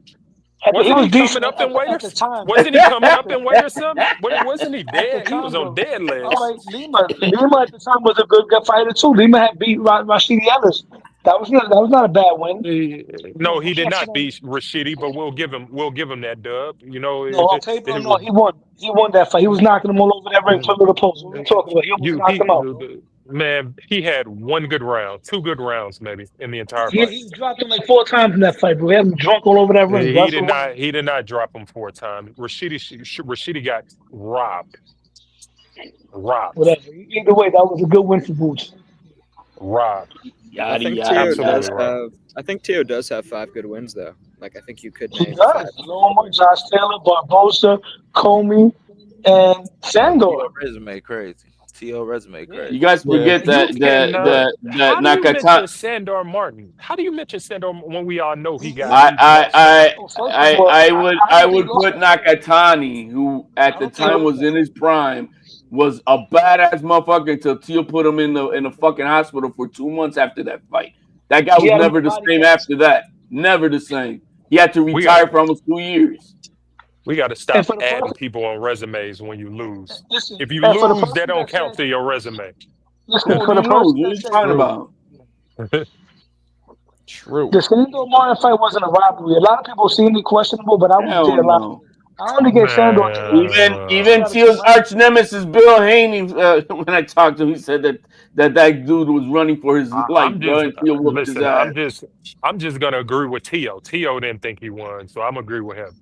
I'm going with the fighter. Teo didn't like the performance. Teo didn't like the performance. He likes entertaining. That was not an entertaining fight.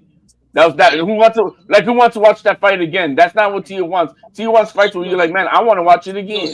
Speaking of entertaining performances, his performance over Diego Magdaleno, oh my gosh, that was one of the most brutal, impressive. That was his Floyd versus Gotti performance when he took on Diego Magdaleno. The way he was just beating him up, counter, catch and shoot. Yo, that left hook was with no mercy, bro. It's like he looked at him, he measured it up like a T-ball, and bam. To me, I don't see the same coloristic right now, bro.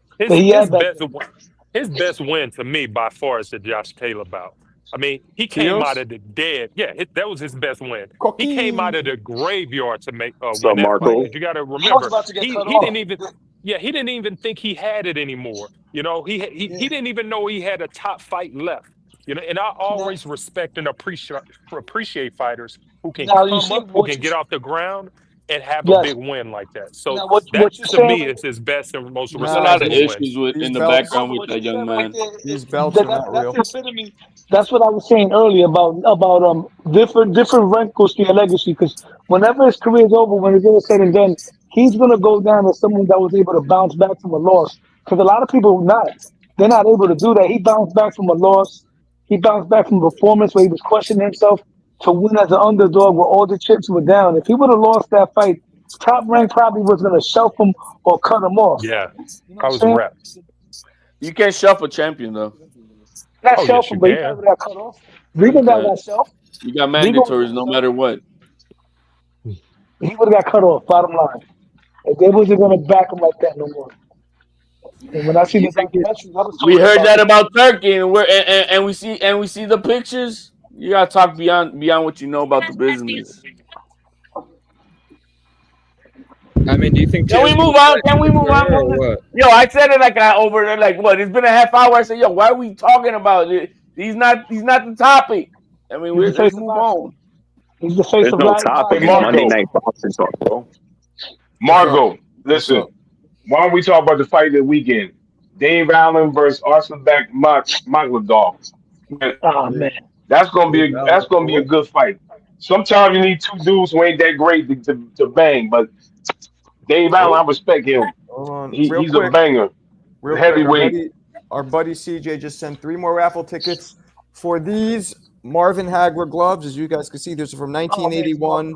They're officially licensed and branded. The only piece of merchandise Hagler ever licensed his name to. These are 1981 brand new gloves from Croydon. I never heard of them. They're probably out of business now. But these are original, vintage, unused. Oh, you said 1981? Yep, those are from 1981 Marvin Hagler gloves. How old was Hagler at that time?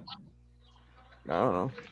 Late Lamar, 20s. you still raffling them? But anyway, we are raffling those off. Obviously, if you want to enter the raffle, you go this Cash App or this PayPal. You just put your name and put Hagler gloves. We're also raffling off these Mayweather versus Victor Ortiz original promo gloves, still in the plastic from 2012.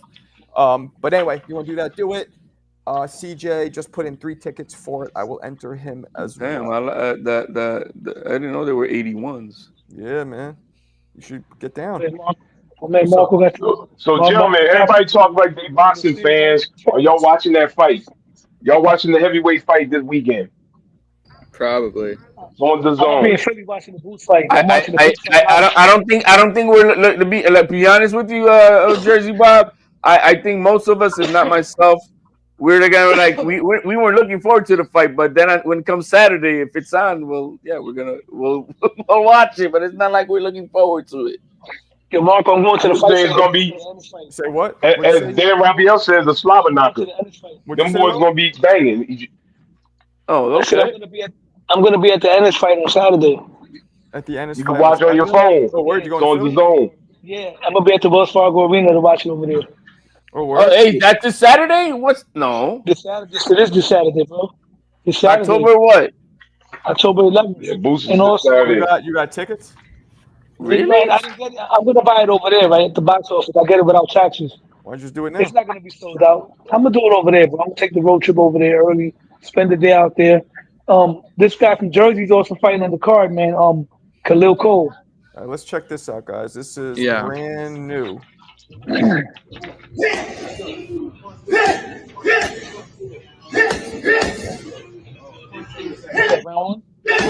Who's that midget, man? See how short and explosive those punches Isn't he are? retired or something? Yeah, I thought this guy was retiring. Yeah, I thought he's retired, man. What are we talking about this? He don't hit harder than Tio on the bag. I tell you that. So look at this, guys. This is one of the things I'm going to teach him in my tutorial. Look how short the punches are, and look, to get the power, he lines his shoulder up with where his fist is going to land. That puts your shoulder and all your leverage behind it. Right there. See that? I mean, also the way he's planning his feet. Yup. But like lining the shoulder up, everything behind it. And Mike used to do that, Tyson. He looks pretty good there. I mean, I don't know if that can hurt a 200-pound Paul, but could that hurt? There's a question. Could those shots drop or hurt a 200-pound Jake Paul? Definitely. A body shot, maybe. You know what I mean? Nah, definitely on the chin too.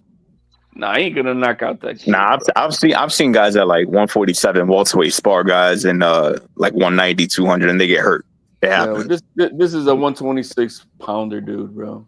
Yeah, but Tank don't punch like a 126-pounder, Tank. Bro, I just saw that hitting the bag, and I know Tio hits harder on the bag. No, he don't. Tio got like 2 knockouts in his last 11 fights. Bro, I just said again, I saw Tio hits harder on the bag than this midget we just saw. Damn. Tio twerks on the bag. He don't hit the bag like that, bro. Bro. Yo, you're nasty. He don't punch harder than Tank anyway. What we got? Did I miss one, CJ? I missed a super chat? Oh, I did. My bad. My bad, CJ.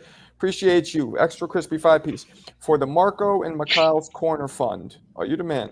Like Tyson's punch out, reversed, wise, white trainer with receding hairline, young, hungry, black fighter. Yo, every day somebody tells Marco to be a coach. He's like, nah, I don't want to do it. And reminds me I'm bald. Now, I don't mind coaching. As long as if I'm working with the right, like if I go out there, I might go in Mikhail's corner. Oh, Jersey Aiden, you're the man, big dog. You're the man. Appreciate you. We got 6 more to go, but I don't know if that's gonna happen. Y'all think that not to cut you off, but do you ahead. guys think that Oshaki is gonna beat Fulton? Because I got Oshaki. Yeah, I got Oshaki too. I got Nope. Oshaki. I got Oshaki. I got Fulton smoking his ass. Man, HLD always coming through with some shit. Fulton's underrated. Fulton's gonna make him look like an amateur he is, bro. Fulton had one bad fight. Ashaki's Against the Hall of Fame. Thank you, Bob. He had one bad fight against the Hall of Famer, man. He gonna beat O'Shaquie. He's gonna beat O'Shaquie, bro. If you're a casual, don't watch this fight. Right. If you do not watch this fight, it's gonna. I don't. I got full, bro. Yo, O'Shaquie. He don't until the very ends of any fights is when he tried to get anything on. So unless he's gonna be running his entire fucking fight, Fulton's gonna whoop his ass. I don't think O'Shaquie's a runner though. He fights in the pocket. He does leaping, jumping behind, around the. Bro, yes, he does, bro. Nah, he's not leaping, bro. He's staying in there with the high guard. He's tucked in. He's not like a pressure fighter, but he's gonna be in the pocket. I mean, I've seen like his last 4 fights. And I said it before. I like this fight because there's bad blood, bro. There's bad blood. There's bad blood. You know what I mean? I like it. That doesn't mean there's gonna be some blood and guts going on up in there. Nah, but you know they're coming to win, and that's what they're coming to win. That shit's gonna be a snooze fest, man. Hey, if it is, then the guy who's put us more to sleep is O'Shaquie. He's the one who's gonna lose. They're both the snoozers to me. No, man. Let me not say that. Let me not say that. I'm a boxing fan. I can appreciate it, but I don't. I don't know, man. They both kind of piss me off a little bit. And I get it. I know what you're saying, but Fulton before that loss to Inoue, which he was kind of like, it was a money fight because he was ready to move up. And not to say it would have made a difference. He probably would have lost to Inoue anyway. But right before that, he was just on the cusp, bro. I know he was right on the cusp of being one of the top 10 pound-for-pound fighters in these Ring Magazine lists and all this bullshit. So he is that guy. O'Shaquie Falls has never been in what? Not even top 25 active fighters in the world. He's gonna beat Fulton. We'll see. But it's not gonna move the needle. I mean, both of them are, to me, fighters. Fulton's still young though, right? He's like 30, only 30, 31 maybe. So we'll see. I think O'Shaquie is just a little bit more talented. Fulton, I mean, but that's because he knew this guy. It was like, come on, it was just an easy matchmaking for him. Stylistically, he had all of the advantages. So, I mean, was he the favorite? I don't think he. I don't know, but he beat him before, so it's not like, Yeah. It's not. Big deal. O'Shaquie, he's gonna have to think. There's gonna be some chess making going on. This fight is gonna be really, really slow. Not much going on. Not a lot of punches thrown. Not a lot of punches landed. It's gonna be an interesting bout for sure. There's a fighter from Camden in that division, Raymond Ford. Yeah, we know Raymond Ford. Oh, he's fighting on the same card? No, he's not. Oh, I did see that Diego Pacheco dropped Benavidez Sr. I'll be right back, guys. Where did he go? I don't know, but he dropped him. I don't know what's going on in that camp. Yo, you bringing in some gems tonight, bro. I didn't know about you bringing in some gems tonight. I didn't know anything about Hitchison dropping Eddie Hearns, and now you're saying that Pacheco dropped Senior Benavidez. Yeah. I mean, and that's the Rayo dropped Senior also. I don't know what's going on in that I don't camp. think he's good, bro. I don't think he's that good. I think so. He just got a talent in David Benavidez. Some trainers just so happen to have one of those guys on their camp, and it kind of overinflate their value. Like James Earl Smith's trainer. I don't think he's good at all, but somehow he was able to get trainer of the year like 3 or 4 times. Like the hell, respect to him, but all of his fighters make the same mistake. No feet, can't punch. The hell's going on? So, hell, Alicia Yeah. Baumgartner went over to James and she having feet problems all of a sudden. It's weird. Yeah, she looked bad her last fight. I don't know what the fuck. I had like winning that fight, and I thought the Spanish girl won. I think it was a lot of ring rust. I'm hoping that's where it was at, but then we don't know what the after effects of no more being juiced up like a linebacker. How much of a effect that Let have, me you know hold what I on mean? real quick. Let me pump the Discord, guys. Please join my Discord. There it is in the chat. This will, let us talk boxing at all hours when some of us are on different time zones or whatever. I'm starting to be a little more active in it myself, so we all just pop shit. Bro, you posted 2 messages today, man. I'm starting to be more active. That's what I'm saying. That's better than 0, though. And also, we already did the raffles, obviously, the Marvin Hagler 1981 vintages. And, I mean, shit, Ortiz versus Mayweather is 2012. That's vintage, too, at this point. That's like fucking, what is that, 13 years old? So, those are still in the brand new packaging. Let's do that.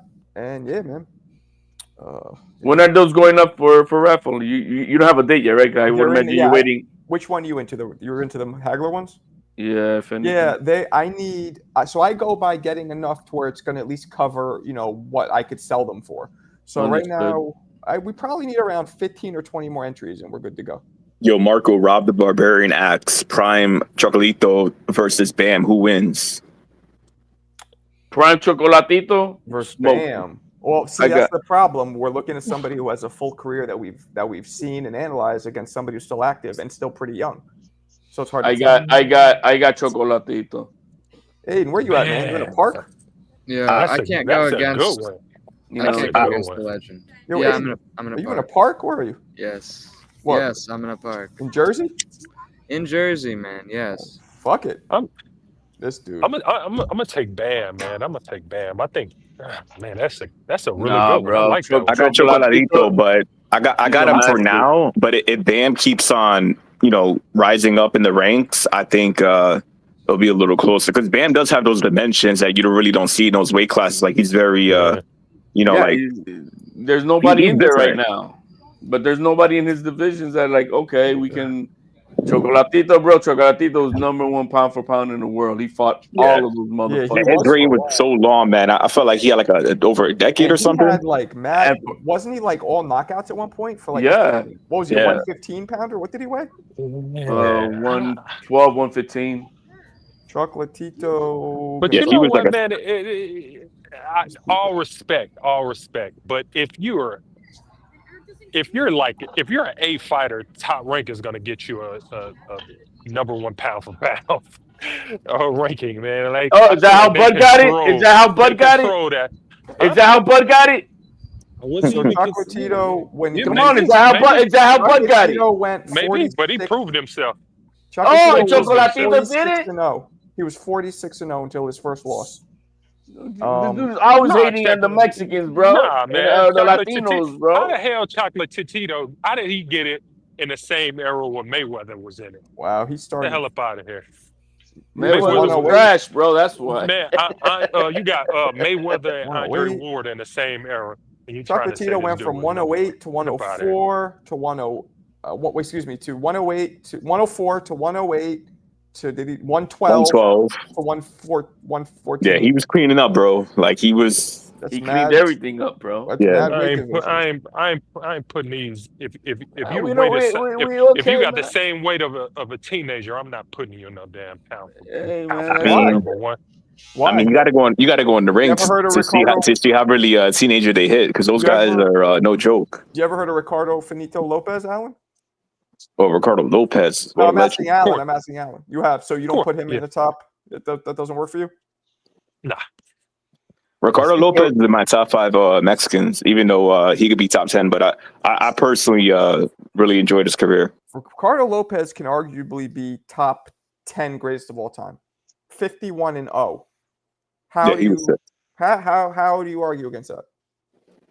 What? Who did he fight? He fought everybody in his division. You just didn't know who they were because the lighter guys don't have power, therefore don't get the notoriety. I mean, how many divisions did he fight in? One? Ricardo I think it was Lopez? No, I think 2 or 3. Let's see. Oh, guess I'm wrong. Ricardo Lopez. But for Bam to get to that status, bro, he's got to move up. He's got to beat like a Junto Nakatani. He's got to face a fucking Inoue. I mean, those are the two studs of those lower weight classes. Okay, so it looks like he fought he was 103. He fought at 110. I don't think he went past that though. So I don't think Bam is not even at the level of prime of a Nonito Donaire. Okay, so 3 divisions: 103, 108, and 110. And I don't know if he won belts in all of those, but those are all the different weights he fought. 10, yeah. Damn. Yeah, now Ricardo Lopez, he has that one draw, but that was controversial, and he knocked Money out. And he won a split decision in the rematch, but he still beat him in the rematch. Okay. Yeah, man, you got to put him up there. One of the greatest Mexicans, if not the greatest Mexican, depending on what you look for. Skips, you're the man. I appreciate you, big dog. Thank you. I feel like it's hard to go against Chocolatito. I mean, I really like Bam. He's so dope. Oh, I like him. He's a stud. I think I like the dimensions to Bam's game, man. I like how he set up his punches, set up his knockouts. I mean, he's like a master in there a little bit. Chocolatito to me is the greatest inside fighter of all time. Inside fighter over Hagler. Inside fighter, bro. That dude. Inside fighter. Put him up there. Inside fighter. Chocolatito toe to toe, bro. It's a work of art. It's a work of art. What that dude does. James Toney. You don't get hit like James Toney. You don't get hit like James Toney. Chocolatito inside, bro. Dude HLD on that is a master. Again. Is a master. You know what's crazy? On that racist they only go up. And why is it racist? Because the guy is good. Listen to this. This is how greedy the sanctioning bodies are. They only go up 3 pounds for a new division up until fucking super bantamweight. So from 102 all the way up to 118, each division, there's 1, 2, 3, 4, 5, 6, 7 divisions, only 3 pounds apart. But it's because the percentage of weight carries more at those weight classes. I know. I'm not an idiot, but I think it's still too light. I think that's debatable. I don't know. I think it's still too small though. Then it goes up to 5. Then it goes up to 4 pounds, right? And then I know from being in there, Koki and Vega, if you're still in here, you guys could attest to this. You don't really feel a difference. Oh, my Kyle, he's in here. My bad. And Koki, I don't feel a difference until there's at least 15 or 20 pounds. When I've been in there. Now I'm not 105 pounds, but yeah, that shit's it's too. That's why the UFC only has like 6-7 weight classes. That's why original boxing only had that. Right, exactly. And I think we need to go, somewhere. Change it up and the weight classes in itself. But we got. I think it all depends. I mean, so we got 7. Original was 5. Flyweight. Bantamweight, feather, lightweight, welter, middle, light heavy, heavy. Well, at least that gives you the opportunity as a fighter. But then if they do that, we got to have same day weigh-ins. Yeah, I agree with that. I've been saying that. The problem is with 7 weight classes, same day weigh-ins, and like that, it gives every fighter a chance. Hey, I know I can walk into a guy to could be, up to whatever 12 pounds bigger than me or whatever. But the problem with that. And I agree with you, but I guess people worry about what happens if a fight is the dude doesn't make weight. It's harder. It's the business side, right? The business side then says, how are we gonna? Because in the old days we used to have a lot of backup fighters ready to go. They always had one guy ready to roll, but that's money, and so these guys don't want to put that, and now that the having these weigh-ins, that's another event. They make money off of that shit too and shit. You know what I mean? So the business has a lot to do with it too. If we had same day weigh-ins, Devin Haney would be a middleweight. Right. No, Devin Haney would have been retired a long time ago. He would have been in the fucking. he would have been in the fucking hospital, man. Fighting Triple G. Imagine Haney and Triple G. You know what's even more annoying? I didn't learn this till recently for some reason. I don't know why, but the weigh-ins that we see on TV, that's not even the official one. They do the official one a few hours earlier. Yeah, they do it in the morning. Why? It's early in the morning. If you see the 10 o'clock one, then it's the real one. But once it's after past 12, that's a ceremonial. But the 10 o'clock one is usually not televised. Like the official one is usually not televised. Right, that's what I'm saying. The big event ones that we see, those are ceremonial. But if they're early in the morning before All 10 right. o'clock, those are the real ones. Guys, we got 3 more super chats to hit the goal. Por favor. Yeah, man. I didn't understand that, but that's how it is. You know what I mean?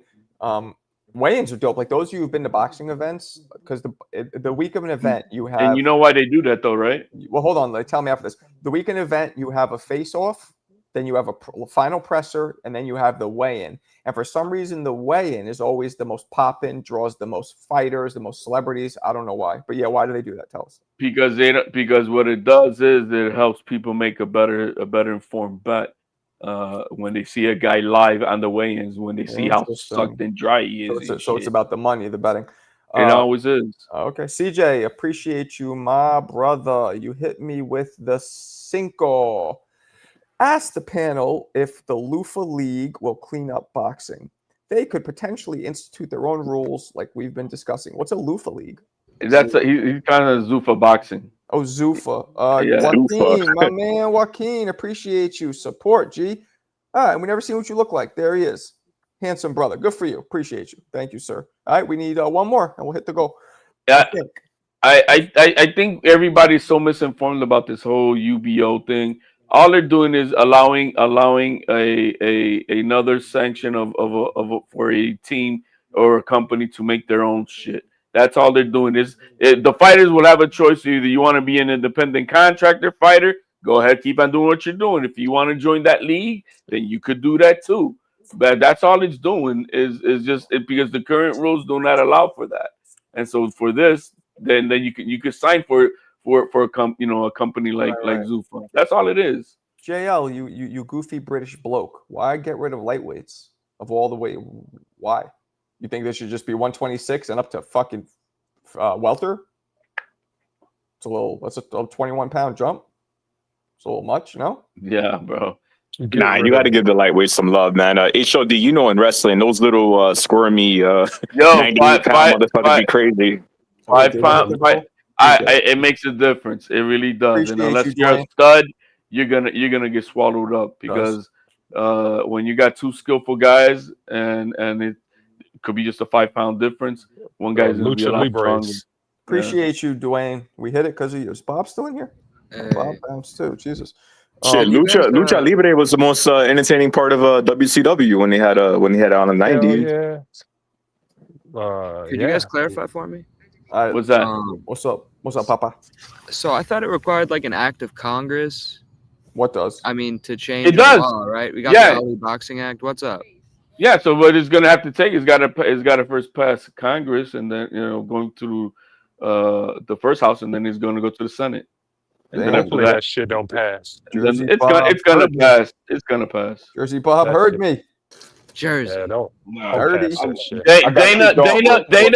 Dana White is having a UFC event on the White House lawn on our anniversary of our country. Bob, what'd you say?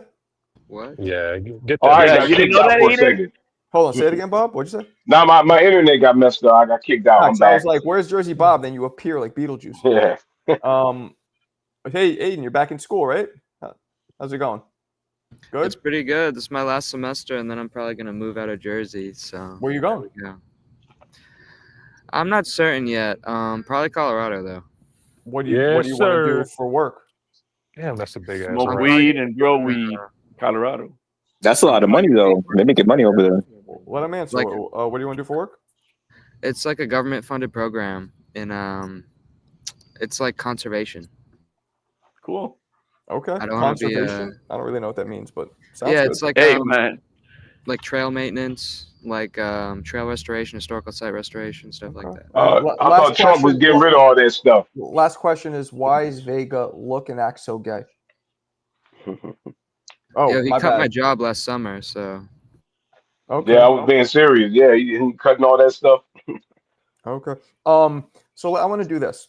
We're going to go through the panel here, starting with Alan, if he's awake and conscious. I'm in here. What is the one greatest fight that you've ever seen? It could be live, it could be on replay, it could be, the greatest fight that you've ever seen. Alan, go first. The greatest fight I've ever seen was a replay of the Ali Foreman. That's the greatest fight. Okay, I like that. Mikhail, greatest fight you've ever seen. Oh, Mikhail's sleeping. All right, Damn, we'll I get wish back I to it. could HLD, give another one. Man. greatest fight you've ever seen.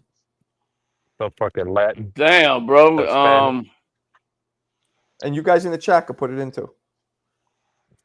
T.O. Yeah, give me a versus second, man. Give me a second. Okay, Give me okay. a second. Aiden, Young Buck, greatest fight you've ever seen. Diego Chico Corrales versus Jose Luis Castillo. That is mine, and you have to specify the first one. Obviously, that is mine as well. Koki. I agree with Aiden, but from a technical standpoint, like one of the fights I rewatched the most is Mayweather and Cotto. So, wait, pick one. Which one? Damn. Greatest. You've ever seen. I mean, I'm gonna pick what Aiden picked because I watched that fight. OD that fight, Corrales, and was for me. It inspires me before you go training.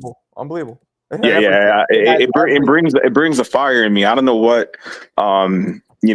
It's just like the ending, the cinematics, like Goosen in the corner, like it seemed like a movie. Everything. Now, I'm gonna get to Bob. Aiden, Leonard versus Hearns, one you put. Okay, ready? Okay, Jersey Bob, greatest fight you've ever seen. I have to say this first, like George Foreman, Michael Moore, because I wanted Foreman to win. Oh wow. That was. Oh wow. I wanted Foreman to win that fight, and when he knocked him out, okay, that was a great moment. See, One of the great moments in boxing history. You know what's funny? That's one of the greatest. Not the greatest fight, but if that's your criteria, it is one of the greatest moments in history. So no, that's one of the greatest moments in sports history, right there. It is. All right, HLD, back to you. You didn't answer, or Mikhail, if you're awake. Yeah, what about Hagler and Hearns? Well, let's hear what HLD said. I think Hagler and Hearns is overrated, but go ahead, HLD. Greatest fight I've ever seen. That fight was 2 rounds, man. That 3. I mean, it was a fight though. 3. Go ahead, HLD. I'm between 2 fights with the same guy. Duran Leonard won. Okay. And Duran when he went up to 160 with that epic, like what the fuck? Iran Barkley. You don't belong up there, and he pulled, bro. Like that was an incredible fight. Vega, I was at that fight. That was the one in the Barclays Center, right? That's the one where Stavern had. Oh, not Wilder Stavern. I'm thinking of King Kong Ortiz. Wilder Stavern too. Are you trolling? He must be trolling. That's weird. What about the chat? Who we got? Any good ones? That was a good fight though. He did like the Street Fighter animation on him. Yeah. We're talking about fights, right? We're talking about 2 guys, young guys in their prime. We got to mention Fernando Vargas and Tino Trinidad because they both fought each other when they were like known as like 2 hottest prospects, and they weren't ducking smoke. They fought each other like real, I'm surprised a lot of you guys didn't bring up Ward Gotti because most people say that. I don't think that's the greatest I've ever seen. I like that fight, but the thing with that fight though is like I felt like at that point they were using their faces as shields. Like I was like, I just did it was too crazy. It was like you knew, and that's why I like Corrales versus Castillo because they were hitting each other just as much, but they both had the power to drop and hurt the other one. Whereas Gotti and Ward, you knew nobody's going down; they're just bobbleheading each other. I will say that the body punching in that fight though was I don't know how they stayed up because the body punching was crazy. They were landing like 100 body shots. Mm-hmm. To be honest, man, so many great fights. It's hard to really just choose one motherfucking fight, bro. Like it's I don't. That's so unfair, bro. You know, it was a really good fight too, and I was at this one as well. Prince Nassim versus Kevin Kelly. That was a very good fight. Yeah, that was back and forth. Hey, I'm actually making a video right now. Kevin Kelly versus Derek Gainer. I'm doing that. The first one. I'm actually going to. I remember that one. A sleeper great fight was that Shane Oscar won. That I fight didn't was find incredible. that because you knew they couldn't hurt each other. I don't know. It was great, but I didn't have it. I want that possibility of something getting stretched out, like yoga. Nah, but man, I don't know. I feel like Shane kind of buzzed Oscar in that fight, and he was coming up 2 weight classes. He might have. So that was incredible. Ooh, great I like fight. this one, Joaquin. Pavlik versus Jermaine was pretty fun. Yeah, that was a good. I got another one. James Toney. I always loved him. James Toney versus Girard when he beat him at cruiserweight. Oh, I did a video on that one. Hell yeah, that was a good fight. You know, to me, a good fight has to be back and It's got forth. to have abs and flows. Right. It does. Close. Yeah. Yeah. But You know that also- Durant Leonard one had its abs and flows to it in the middle round because at the very beginning Durant was whooping his ass, but then this was a good fight. it changed up in the middle and then 15 rounds too. Nah, for real. But then there's fights that I call beautiful violence, where Roy versus Pazienza or Floyd versus Gotti, or fights where it's so one-sided, but it's just so entertaining and brutal to watch. Yeah, those kinds. Yo, that's Yo, great. Pazienza was good, too. Pazienza fought Floyd, and then he also fought Roy Jones. Say that again. So it was Pazienza. Oh. He fought Floyd Nah, and Roy Jones. No. Paz never fought. But I prefer one-sided if we're talking about fighters similar levels in talent and skill, and then all of a sudden you see that destruction on one side. To me, I lean into those a little bit more. I can't. That's Alan, why, let me say this. What's up? Oh, what's up, CJ? y'all. By the way, what's up? That's why I can't rank Gotti. I can't rank Gotti Mayweather high in terms of beautiful destruction because the talent level, it was a huge gap between the two. But it was just but it was just the one I just dropped. It should be up there. Morrison versus Mercer. I mean, Morrison was whooping Mercer's ass. See, you stole my thunder, homie. You're gonna say that? My bad. That was one of my two. That was one of my two because it was very back and forth until the destruction at the end. But that's cool. It was Bo Holy 2. That's a good Oh yeah, that was great. All three of those were great fights. There's a lot of great fights. It's really hard to choose. My personal favorite. They were good. They were wars, bro. I mean, come on, Marco. JL mentioned a good one too. JL mentioned Jackson and McClellan. Yeah, not really because McClellan pretty much dominated. It wasn't really. Good. Burt Cooper versus Holyfield. Burt Cooper versus Michael Moore. Those were great. Eubanks, right? Eubanks and Nigel Benn. Those were great fights. Yeah, that was what I was gonna say. I love that fight. Yeah. Bud Crawford whooping Errol Spence because all the Errol Spence fans. That was a beautiful destruction. I mean, that was beautiful violence, but it wasn't competitive. I mean, it's the opposite. Yes, you got to think through it. I could have hopped up and said Tyson versus Spinks, but no, I wanted to go more the competitive route. You got to give it to Marquez and Pacquiao. That's good. Yeah. I mean, they had a lot of really good ones. But CJ, going back to Tyson versus Spinks, everybody loved Mike Tyson, and I remember that everybody was so happy he destroyed Michael Spinks. Not the Michael Spinks, but we won Mike Tyson. That was a great fight to a lot of people. People was buzzing Mike destroyed him. I'm thinking of the criteria. That depends on how you think of it. Entertaining, yeah, okay. Well, it depends it's different when you live through it and when you guys are kind of looking back on it. Don't do that. I was there. That's when my dad was watching that shit. That's how I became a Tyson fan. Don't do that to me. I'm old enough. Yo, Rob said Butterbean versus Johnny Knoxville. 4 years old. 4 years old. Hey, it still matters. I was still playing Punch Out, and I knew I fucking was watching something historic. I was at the bar with the fellas, bro. There's a lot of. Mike versus Buster. Although that was pretty one-sided, but that was That wasn't really one-sided. That wasn't one-sided, man. Man, I saw that. Buster? I saw that Buster fight and Tyson fight in the mountains of Puerto Rico with a car battery on a little 12-volt TV. Oh shit! Yeah, car battery. Cool. Yeah. But how can you say that's not one-sided, Alan? What are you talking about?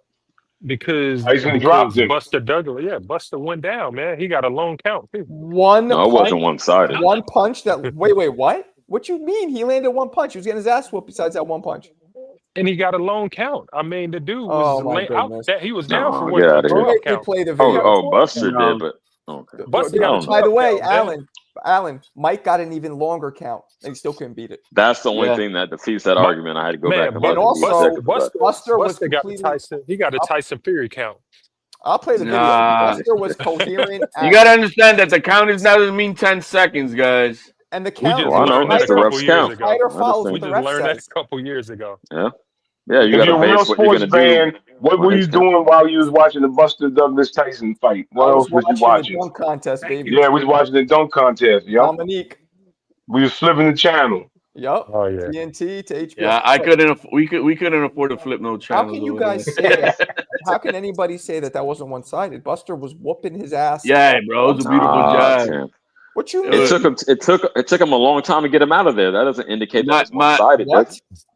That's because Exchanging Tyson has a knockdowns great and chin. taking what 10 rounds, whatever. the Shit, fuck my it father was Get him out. happy as fuck when Buster Douglas beat Tyson because he You was such tripping. a I'm not fan gonna of let you do Larry that. Holmes. You got to be kidding me. My I'm not father gonna was let such you a do fan of Larry Holmes, so when Tyson got knocked Hey, the you fuck ride out, for Roy? I'm gonna ride for Tyson. No. But you can't just like make shit up. Like I'm not making shit up. What did I say that wasn't factual? That it what wasn't. That what it was, round did he get him out of it there? was one-sided. It was not. What it was round did he get him completely out of one- there? So to you, somebody can't get their ass whooped for 10 rounds. Okay, I'm just asking you the two criteria. I didn't say anything that wasn't criteria factual. isn't how What long round it did he get him goes. out of there? The And criteria did they isn't how exchange long it goes. knockdowns? Did they Okay. exchange knockdowns? Yes, And it took one him the punch. late rounds. One punch, and he was getting his ass whooped for fucking 9 or 10 rounds. No, possibly getting knocked out, depending on the ref's count, is not one-sided. Get the fuck out of here, Jim. nah, So he one punch was landed? he was getting whooped, bro. He was Are you getting kidding? whooped. One punch He was landed. outboxing Tyson. But No, Tyson it was definitively. I'm saying he was God. definitively getting beat, but not again the definitive versus dominated. Sounds like you say he was getting dominated. I would Bro, he was feel like that. outboxing his ass. That jab was beautiful all night. You're literally saying that Yeah, one it was a punch that landed negates his fucking hundreds that landed. Like that's crazy. Crazy. I'm gonna look at the compy box. Hey Marco, let me ask you this. You know that at one point in time, it was the talks about Roy Jones Jr. versus Mike Tyson. Yeah, Roy said Yeah, that it after was. he beat Ruiz. And Heavily at that, so who would have won that? Oh, At that time. Nah, I don't think Roy could have beat Mike. I was like I don't know. 01, I mean, want to Mike say. was- Mike, 01, Mike, no. Mike was a small dude, man. They're the He same was a height. But small look, dude. Mike wasn't the Mike of what they would have fought in 02. Mike was pretty much over the hill in 02. Yeah. So I don't know. He wasn't the Roy, same. He wasn't the same. Roy didn't want that shit though. Nah, man. Roy can't Very be fighting- dangerous. So Yeah, Roy he will would. lose to any fighter. He had speed, right? At a heavyweight. That's all he had. And Tyson was pretty damn close to as fast as him. So it would have been a bad mix. Yeah, he would have lost either way, man. Yeah, Roy Tyson Jones. has such fast feet. Like you saw even in their exhibition. See how quickly Tyson was Hell, able to listen to Roy how he talks about Tyson even in that exhibition shit they had. He want no part of it, bro. And that's what I'm saying. And this is how I show you guys. I'm not biased. Like, I love Roy, but come on. I'm not like, Holyfield. I don't think Roy would have beat Holyfield either. Or Tyson. interesting. He knew who he had to fight at heavyweight to do what he had to do. But James Tony beat Holyfield. Margot, James Tony beat Holyfield. Yeah, but Holyfield was a lot older when they fought. Holyfield was like 42. Yeah, he was up there. Mike would have fought him at his prime right after he beat Mike. Excuse me. Yeah, Roy would've- but James Toney had a 42-year-old body at the time. So come on now. Oh man, we gotta put out these no. True that. True that. Hey, no one mentioned the Tyson. I mean the Fury Wilder is a great fight. One of those was it Those 2 were or 3? great. Oh, 3. It was good 3. too, guys. Three? It was amazing fight. Except for the fouling, Bo versus Galata, both of them. They were both going at each other. Can't take out the fouling. That changes the whole shit for me. That's good, man. Galata was a fucking foul monster, bro. Didn't he get DQ for some shit? A lot. Exactly, the He low did everything blows from in biting both fights. people, biting, headbutting, low blows. Galata was. Yeah, man, that fucked it up for me. I'll be fair. He was fucking him up regardless, but how is Bo going to perform at his best when you hit him in the nuts 4 times a fight? I mean, come on, Jim. Fury Wilder 3. It was the best fight out of the trilogy. Yeah. It had the best Yeah, abs and absolutely. flows. Man, That was an exciting fight to watch because you really know what the fuck was what's gonna funny to happen. me? I think besides that one round where Fury got dropped twice, he was dominating that fight. Yeah, he was, but because he got dropped, it changed. Hey, that changes the aspect of what the outflow of the fight because you just watching ass one, then bam, all the gelatin in his back going down to his ass was shaking until he got. You know what I mean? But you but saw you that have punch, to- bro. Yeah. But you I know what you're talking gotta about. you gotta think about the fact that a lot of Wilder fights he was losing in, and all of a sudden that punch came. So that's what Right, made that fight so you so got to great. factor that in. Yeah, at You any definitely given gotta moment, any factor. one of those knockdowns could have been hit. So yeah, that makes it more exciting. So okay. But you gotta See both admit sides. that when Tyson Fury at the last one, he blasted him for the whole knockout. Yo, that was like, damn. I know everybody was like, damn, it's over. I Yeah. knew it was over way Brutal. before that happened, though. I mean, he was making so many mistakes. The way he was, bro. The way he fell, bro, was like it's He over. was Right, out right. of gas. I mean, I kind of, and They should it have was one stopped of the those fight. things. They should have Yeah, stopped the but fight. but they Probably. weren't gonna do it because Wilder, he'd already fired the last trainer for stopping it, doing the right thing for him. Now Yep. What about this how about the trainer ref had though? PTSD. It If, was if anything, if the only thing I respect about Wilder, the only thing is The that only thing. Goddamn. the man had heart, willing to put it all Nah, on the line. he was more stupid than hard. Sometimes you just Well, have to be a little bit more then I smart. appreciated Well, his ultimate stupidity. it's a Yeah. gray area Let's keep it real. between Who stupid and hard. thought Fury was gonna get up in that first fight? I thought Fury Nobody. was done. Yeah, he looked done. Kid Manila, I agree. Gonzalez versus Carbajal. Have you guys seen that? Carbo, No, oh, that was a great fight. You Yes. seen it? I ain't see that. No, I No, ain't see pull that. it up, please. Here we go. I got this one. This one I did recently. This one was crazy. It was Michael Carbajal is one of the hardest punching little guys of all time. Do we Yeah, agree? Do we Absolutely. agree? if you don't mention Pyrus in this video, I don't want to watch it. Pyrus? Yeah, you Yeah, is this you one of mentioned that yours? You're somewhere. gonna have it? Yeah. This is one of mine. Yeah. No Man, you Pyrus. gonna mention you mentioned some sort of banging going on. Hey man, dudes be banging. Here we go. All right, well, This one's only a minute and a half. There's an older one, but this was dope. I mean, not that old, but here we go. Let me just. All right. Roy Jones was a Bugatti. Damn it. Competing Wrong one. There we go.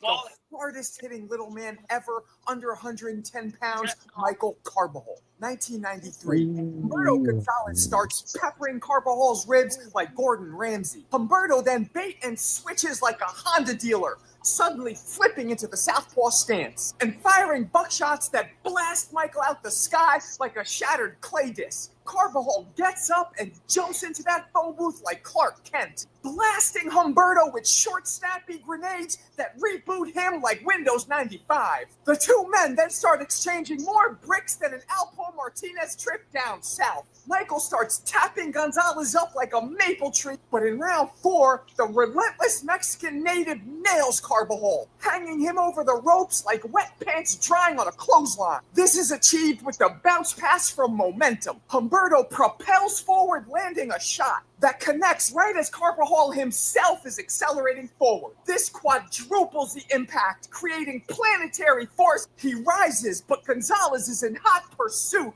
cracking Michael's mug like a clumsy IHOP waitress. But in a thrilling shift, Mike lands a cinder block that stumbles Gonzalez back like he's Tiny Tim trying to walk without the crutches. But Gonzalez recovers in another shocking twist. Michael lands a sledgehammer that puts Humberto out like Thanksgiving dinner-itis, forcing the ref to stop the fight. And I could only do 2.5 minutes, 1.5 minutes then, but that was a crazy fight. Back and forth. Where's my camera off? Yeah, absolutely, bro. You know the way these guys just continue moving forward, even after taking a bomb to the face like that. You're like, it's crazy. Mm-hmm. That's crazy because they're getting hit flush, and he's just staring right back at him like, okay, let's more. What the fuck? Yeah, when you get in that zone though, like I've been in there where like I get hit, it's like, oh word, you want to hit people? Okay, and you just get more amped, I've been there, but sometimes you're in there and you're just like, I want this bell to ring. Well, yeah, that's how he got caught in that one exchange. That Carbajal thought he was gonna be able to get him with his exchange, but the other old boy came and hit him and dropped his ass. Word. Yeah, that was a crazy fucking fight, man. That was a great fight. Yeah, Carbajal was something special. I used to love watching him back in the 90s because he was, one of the rare little guys that was handing out, Ambi and smoothies to everybody. They make you forget that you're watching a little mini man fight. You know what I mean? Mm-hmm. For sure. Didn't he get knocked out at one point in like an upset? Carbajal? Yeah. He definitely got upset. If he got knocked out, let me look it up. I don't know. He might have. Let's see. So he went undefeated till No, first loss was to this guy Humberto Gonzalez. That's the guy who I guess that was the rematch. Oh no, he lost twice to Humberto Gonzalez. I might have had the wrong. Who beat him? Let's see, knockout, split decision, TKO. Yeah, some guy named Jacob Matilia knocked him out, but that was way past his prime. So no, his were just decision losses, I believe. So that was wild though. You know, the first fight that I saw that I was really like locked in with my friends who were trying to get me into boxing was Inoue versus Donaire. Because at that time I'd only seen like old time fights. I hadn't seen any really modern fights. That was a dope fight. Damn. Cheapest tickets are $175. Is that expensive? That sounds kind of cheap to me, no? Cheaper than I thought it would be. Me too. But Yo, that's I'm sorry. Who's watching Roach and Cruz? When is that? I think in December or November. I'm not sure. Not paying for it if it's free. Well, it'll be free if you just plug in your Fire Stick. I think all of us in here are going to watch it. We're fucking boxing enthusiasts. No, I'm not watching that. I mean, I'll watch it the next day, maybe. It's a main event, so who's going to buy that? Is what I'm saying. I ain't buying that shit. So, Mo, why do you think the tickets almost doubled cheaper? You think because they're not moving them? What Or tickets? Mo just said when Paul and Tank's tickets dropped, the cheapest was $350. Now Wavy's saying the cheapest is $175, which is They're not selling. I mean, if you look at their their promo videos or whenever the press conference video, then I saw somebody comparing them and the numbers are low, man. People are not like tuned into it. It's also, when is that fight? November? December. December. November, December. That's a lot of time. All right, now I was watching Calvin Ford saying that, his only concern is that we don't fight in 12-ounce gloves. I mean, so we're going from we're going from 8 all the way to 12, and that's his concern. He's saying. I wouldn't be that concerned. I mean, he spars in 16s or 18s, or I mean, they can't sell the tickets out in that little 14,000 stadium. I mean, that's crazy. The fight, the Miami Heat Stadium, ain't it? That's like 19,000, ain't it? Let me see. Jake versus Gervonta is when? Is it? I think it's November 22nd, November 14th. Okay, so we're just about a month, about 5 weeks out. That's a lot of time, no? I will not watch. You're not gonna watch it. I'm not watching that shit, man. I'm gonna watch Cruz and Roach. I'm gonna watch real boxing. You guys are really not gonna watch it, like on some fucking. Nah, yeah, I don't. It's nothing about that fight that captures my attention. You don't want to see. Okay, I bet you every single one of us in here on the panel would want to see one of those guys. Would really enjoy seeing one of those guys be knocked out. Am I wrong? Oh yeah, Marco, you still. The Tank fight. Wait. Let's do this. Mikhail, I think he's not around. Must have selling bologna sandwiches out here. Getting seeing one of those guys knocked out, Tank or Jake. In an exhibition? No, I'm asking. HLD, would you enjoy seeing that? Either one of them getting knocked out? We're talking about the Tank fight. Yeah. If one of them, like if you had your choice, wouldn't you really have gratification from seeing one of them? If I keep my Netflix, yeah, I'll enjoy watching Jake Paul knocking the fuck out of the midget. Okay. Jersey Aiden, do you not get enjoyment out of seeing one of those guys get knocked out? And which one? No, I would. I want to see Tank get knocked out, but that would never happen. Okay, there we go. Yeah. Jersey Bob, do you not want to see one of those guys get slept? Yes, I want to see Tank. Now, I'm going to watch. Okay, there we go. I just want to see just in case. There we go. Like I said, I hope Jake Paul sucker punches him. There we go. I hope he act like he's not fighting him. He sucker punches him and knocks him out. Okay. C. Jamboree, do you not want to see one of those guys get slept? Jamboree, okay, like Naughty by Nature. I can accept that as a temporary moniker. Okay, let's go. No, actually, I don't have hate in my heart like that. So, no, okay, so that's one no. Koki? I will. Let me just put a bow on it. I will admit I will be watching. I got to cover it. I got to see Okay. You know, as a pro wrestling fan, I got to see what happens. So Okay. that's it. I'm not big on the fight first of all, but Jake Paul getting knocked out would help things, you know, finally fucking stop. There we go. Okay. And Yo, he got to stop having these fucking events like these circus shows, man. There we go. So, and lastly, Alan, would you not get enjoyment seeing one of those two gentlemen get knocked the fuck out? No. Okay. So 2 out of 8 say no. That's a high percentage of us. That's why this fight's going to be watched, because how come you're not gonna want to watch the 2 Globetrotters and one of them get knocked out by the ultimate Globetrotter and Jake? Well, because I know, first of all, it's not going to happen. It's a great selling point. Shout out Marco for pumping the fight, but nah. Hopefully they put Marco on payroll. You're the Vince McMahon of this shit. I appreciate you got Jake Put Paul, Marco on payroll for this. You got Jake Paul, who's hated across the board. And then you got Tank, weirdly enough, who's hated amongst the hardcores because of his, you know, his desire to not fight big names. So that's why I feel like you combine That's giving Marco side money to promote the fight. No, man. We gotta call him the early setback too, you know. Oh, that's racist. Marco, I gotta take the analogy. That's racist. I haven't heard nothing about this fight. Go ahead. I gotta take the analogy all the way on the pro wrestling front, since I do think it's a work. I've never seen a heel versus heel. You're saying, oh, it's 2 bad guys. I want to see both of them get fucked up. I've never seen that do good business. You need one person to root for. Somebody got to be the baby face. Yeah, I just know that you can do 2 good guys, but you can't do 2 bad guys. Well, that's what they were thinking. That Tank is like the superstar real boxer's gonna really put it on him and all that shit. But nobody's liking either one. And that's why all he would have had to do was take the rematch first, and then he could have been the baby face if he would have avenged that little controversy. Thank you, Mo. He does look like a slob. That's fucked up calling me Ali. And that's why I said this, because when I first heard this fight, I was like, ooh, I would love to see Jake get knocked out because he's so delusional about that he thinks he's, you know, real fighter and he's, you know. And then I was like, and Tank deserves to get knocked out because he's not fighting any real fighters. He's doing this fucking clown show. So like my answer is both of them. Either of them deserve it, and I'd love to see it. Like, and you know, Jake gets knocked out. We might not hear from him again for a while. Well, I mean, for the sake of WWE, it'll be nice to see maybe a double knockout. So I'll change. Now I was about to say the same thing. Like Apollo Rocky. You couldn't script a better finish. Double knockout. Change my. I would love to see it or hear about it. But here's the next question. Assuming both of them try, let's just assuming. Can either man, what's the likelihood of either man, percentage-wise, getting a knockout? And I'll start with HLD.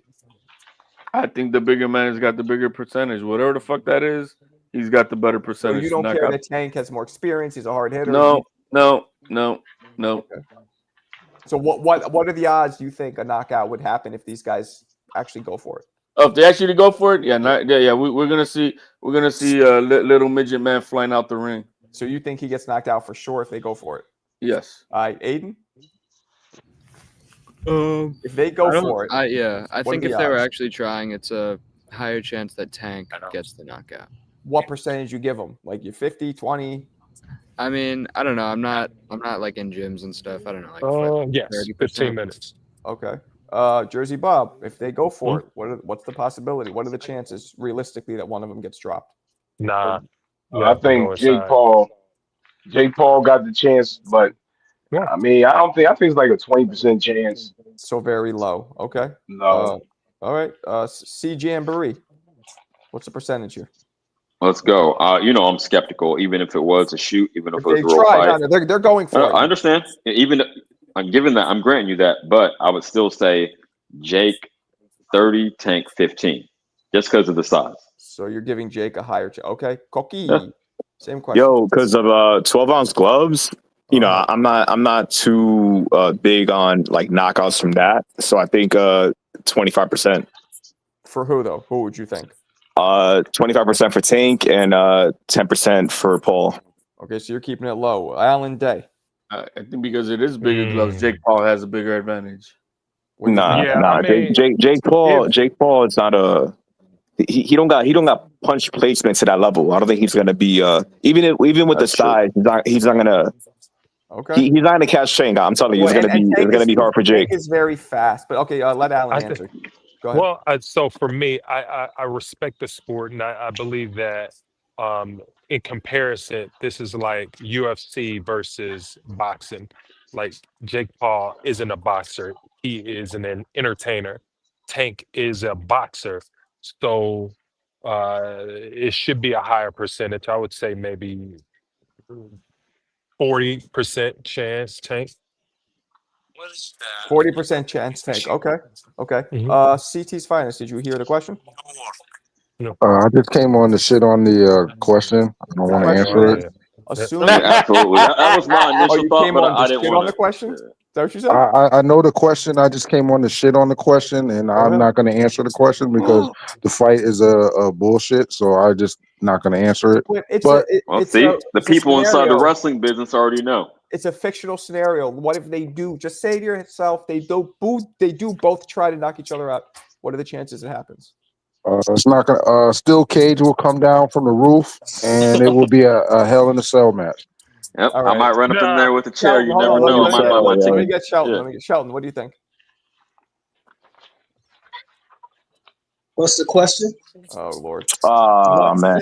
Let's say Tank and Jake. Let's say Tank Looking and up the Jake. flow. Tank and Jake actually try to knock each other out. That's a given reality in this scenario. What are the odds you think either one of them could actually produce a knockout in percentage? Well, with Tank, maybe 60% because of his quickness and his awareness and his boxing savvy. Okay. Jake, 40% just because of the size and maybe he can land a lucky shot. Okay, so I But think that Tank's might be, fast and Tank knows how to survive when he wants to survive. So I think that I might be the don't. I see highest. maybe. Oh no, Yeah, HL. I think maybe. Does somebody else say Yeah, because he's so big. He's so big. If he lands a lucky shot, he can knock him out. No, I said, Jake. If this is for real, Jake Paul's gonna knock him out. Okay, so you're the only one. That's what he HLB, said. everybody else. there's no lucky punch that can be landed on a boxer. No Lucky random punch can be landed on that's why I put it anybody. What are you close. talking Lennox about? versus McCallum? Have you ever been in a fight? no A lucky punch can be landed on anybody. That's a fact. What are you Yeah, talking no, about? If Jake Paul lands just the That's punch, not even it doesn't even have to be on the chin, bro. He just lands them on his fucking body, on his arm, bro. That little man ain't gonna beat On his Jake arm. Jake See, Paul isn't too that much good though. sauce. Yeah, Too Jake much Paul sauce. isn't that good though. I couldn't make a lucky. I'm 6'6", and with D1 experience, I couldn't make a lucky shot on Scottie Pippen. It is what it is. A lucky It shot won't is happen. different than a We're lucky talking about punch. Anybody basketball. can land a lucky punch. If you ever been in Anybody a can land fight, a lucky shot. anybody can be knocked It out. ain't What are you talking about? And it don't take skills. it's It don't take small skills to land on percentage. somebody's arms and shit. What the fuck we Yo, talking let me about? underline my Small point real percentage. quick. I think HLD is tripping, but let me say this. I was speaking specifically to Marco's question about a knockout. If it's an actual shoot, I do think Tank would win. Just, outlast him and outskill him. So I want to say that. Yeah, I mean, Yeah, Tank could come on, outbox him man. for 12 rounds. That's not going to be hard for Tank. And land a body punch. Like I could and now put him that down. there's a different question right there, Cookie. That's different. What are you talking about? Just on the knockout. How many I of you think guys are actually watching this bullshit? How many of you guys are actually I'm going to not. watch it? I'm gonna watch the I'm replay not. on I'm YouTube, not. man. I'm watching college football. YouTube I'm not watching replay. that shit. Okay, Yeah, I'm in the I'm not. minority. I'm not I'm into obligated to cover it because it's going to be all the talk, so I got to cover it. I mean, Sir, that's why you feel you obligated to watch it? because I just He's a started my content channel a creator. month ago, and Because motherfuckers want to talk about that. I he's got to a push new that Max shit out. Kellerman. He's a new Max Kellerman of white TBC, man. Yeah, That's he's a Got to push out content that creator. You gotta content. watch That's it. it. No, you don't have to watch it. You could be different and not cover some bullshit. Hey, I'm tuning in mostly because I want to see a little bit of bump gunner ass. That's all. Hey, to I'm your watching the point, I football kind game. I'm of not feel watching you that on shit. principle. I want to say this. I feel you on principle, but since I just started the shit and I'm trying to grow it, like maybe if I was a year or two in, maybe I would protest. Just like I didn't watch the Tank Roach fight because I thought that was some bullshit on his face. I ended up being wrong, but just out of principle. Yeah, So I didn't watch feel that you, either. but I didn't now watch I'm in a that different either, man. position. As long I'm as not you a shit fan of on the it, fight. So I gotta. after the fight Gentlemen, is I'm over, not as a long fan as of the you fight, shit but on I'm it gonna and tell watch the it. truth how shitty it's gonna be, Oh, I'll speak the as long truth as you about do it, that. but Nah, I gotta I'm watch gonna it watch it sometimes. because I'm something having fun. crazy might happen. Yeah, I I'm don't think watching because what if something crazy happens and Hey, you miss it? I bet you for the most part, the biggest reason most of everybody's gonna watch it is because it's on Netflix for free. Because if it's a pain one, I don't think who's Oh, buying it's this pay shit. per view. I never watch it. It's on Netflix. Well, Yeah, that's a good I watch strategy. it. That's good on that's good business on Jake Paul's part. So shout out to him for the I business think side of it, but still some bullshit. But the last Tank fight I actually watched, I think, was the Ryan Garcia versus Tank. I think that's the last Okay, time that's I a while actually ago, bro. watched him. Uh, what, I like think that was Yeah, the you last can time I watch 3 years that actually ago? shit. watched I him fight. don't know. It's that's on the one. YouTube. That's the one It's that I on watched because I chipped in to watch it on a panel. it's on Netflix, so you can watch it all week, all month. You can watch it anytime you want. You ain't gotta watch it that night if you don't want to. But Yeah, you know, I'm gonna be watching football games. It's a good football game on that night. Shout out to you, champ. You deep in the I'm college probably football, gonna be huh? disappointed. I'm gonna Yeah. be disappointed and waste my time, but I just think something crazy might happen. So I want to watch. Who knows? Tank run out the ring. Something crazy. It's Run Jake out something to the Paul flip watch. ring. him It's over a the good way rope. to kill. It's a good way to kill 3 hours. maybe Plus, you got Gary Antoine and the other dude on the undercard. You got Gary Antoine on the undercard, so it's something to watch. Andy man, Hiroka. That's What cool. up, Marquise? Oh, yeah, I forgot. man, Yeah, he is on the undercard. yo, All right, so What's let's build out what's the the whole undercard. undercard Go though? ahead and You hit guys us. What are we know talking the about? undercard for the What are we fight? talking about? What are we talking about? Gary No, I don't. Bumgarner Antoine. and Antoine. Bumgarner. That Who is fight he is on a fighting? Friday Bumgarner. too. One at a That fight is on a time. Friday. It's not even on Saturday. One at a time, Savage. He's Yeah. fighting Naroka, the guy who beat He's fighting the Sasaki. Japanese guy. Yeah, he's fighting the Yeah, the Japanese guy. guy. Yeah. Y'all know that that And Jake then Paul the fight is Bumgarner, is I'm on a done with him. Friday. It's not on a Saturday. Yeah. Say that again. I don't want to see nothing else. Bumgarner is fighting unless she's fighting Caroline Dubois. I don't even want to see her. Man, I'm trying to Oh, see they've been for talking this shit, week, but yeah, son. we'll I'm trying see. to see. Wait, what are we Yeah. talking about? We're I talking ain't about gonna see the. it. Oh, it's college football on Friday, bro. They play college football games on Fridays. That's We're true. talking about female fights. Nah, it'd only be one. from It'd probably be only one football game on a Friday. Marco, Probably. we all over the That's place. enough. I don't know. You That's got to Hold enough rein to it keep on. me in. away from that shit. One at a time, please. CJ, what'd you I say? said Saying that's rein enough it to in. keep me away from that shit. I No, can watch not you, that CJ. instead of that bullshit. Not you, CJ. CJ, go ahead. CJ Moore. Go ahead, CJ. Yo. I just wanted to say rein it in because the subject is all over the place. College football, Bumgarner, and Dubois' sister, all type of shit. So just, get us back on track, champ. Yeah. We Well, got. I mean, from a WWE perspective, I would love to see Lamont Roach zip line in, Sting on Hart style into the Rub some, ring. hey, rub some, Oh, don't do Owen Hart. That's Hey, bad. you got a That's bad. crazy hey, come down and rub some grease in his eye and shit. Oh no, you used to say Don't come with Shawn that Michaels, bullshit, WrestleMania man. 12. That was the most iconic. When Shawn Michaels. Nobody want to see that bullshit, man. Come on. Let me ask you guys this. Zip- Let me ask you guys this. Can Lamont Roach be a force to be reckoned with at 35 and 40 against other people, obviously besides Tank? No. Yeah, 35, yes. At 35, yes. 40. You guys are fucking savages. One at a time. At 35, yes. Okay, hold on. Let's go. HLD. 35, yes. 140, no. Okay, Jersey Bizob. No. No, He's neither. a decent fighter. No, he can't be a force. He's a decent fighter. That's it. Okay. C Jamboree. Hold on, y'all are set tripping real quick. Let me have the mic for just like 30 seconds because he moved up weight classes and fought arguably the number one guy and arguably won against him. So to say he can't be a force at 135, yeah, that's out of pocket, champ. As far as 140, hold on. as far as one, I know. I'm trying to give it some grace. Let him finish. No, hold on. Not triangle because I'm not comparing him to any specific fighter. I'm saying he stepped up a division and fought one of the top guys. That's it. It's no other fighter I'm comparing him to. It's only two fighters. So you say anyway, at 140, that remains to be seen. I'll be fair about that. Y'all got it. Okay. Alan Day. Absolutely not. We watched Herring. We watched Herring stump a mud hole in his ass. Bruh, So he at the ain't in end of that the weight day, class no more, I don't care what weight class it is. When the guy loses, there's a blueprint. Okay. There's a blueprint. Connecticut's finest. What we think? So you got to stay undefeated. You can't be beat. Nah, just will he? Be No, a you force? can. No. You can lose, but at the end of, Lamont Will he Roach be a is force? good. Yes, he is. He is good.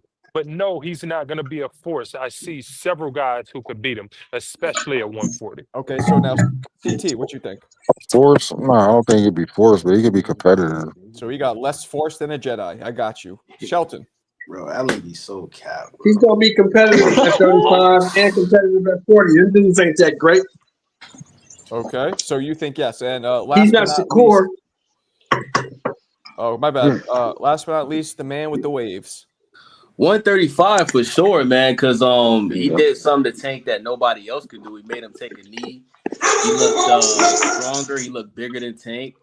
But at 140, I gotta wait to see how he looks against Pitbull Cruz. After that performance, I'll be able to answer. But right now, I can't answer that. Okay. Pitbull is not even a true 40.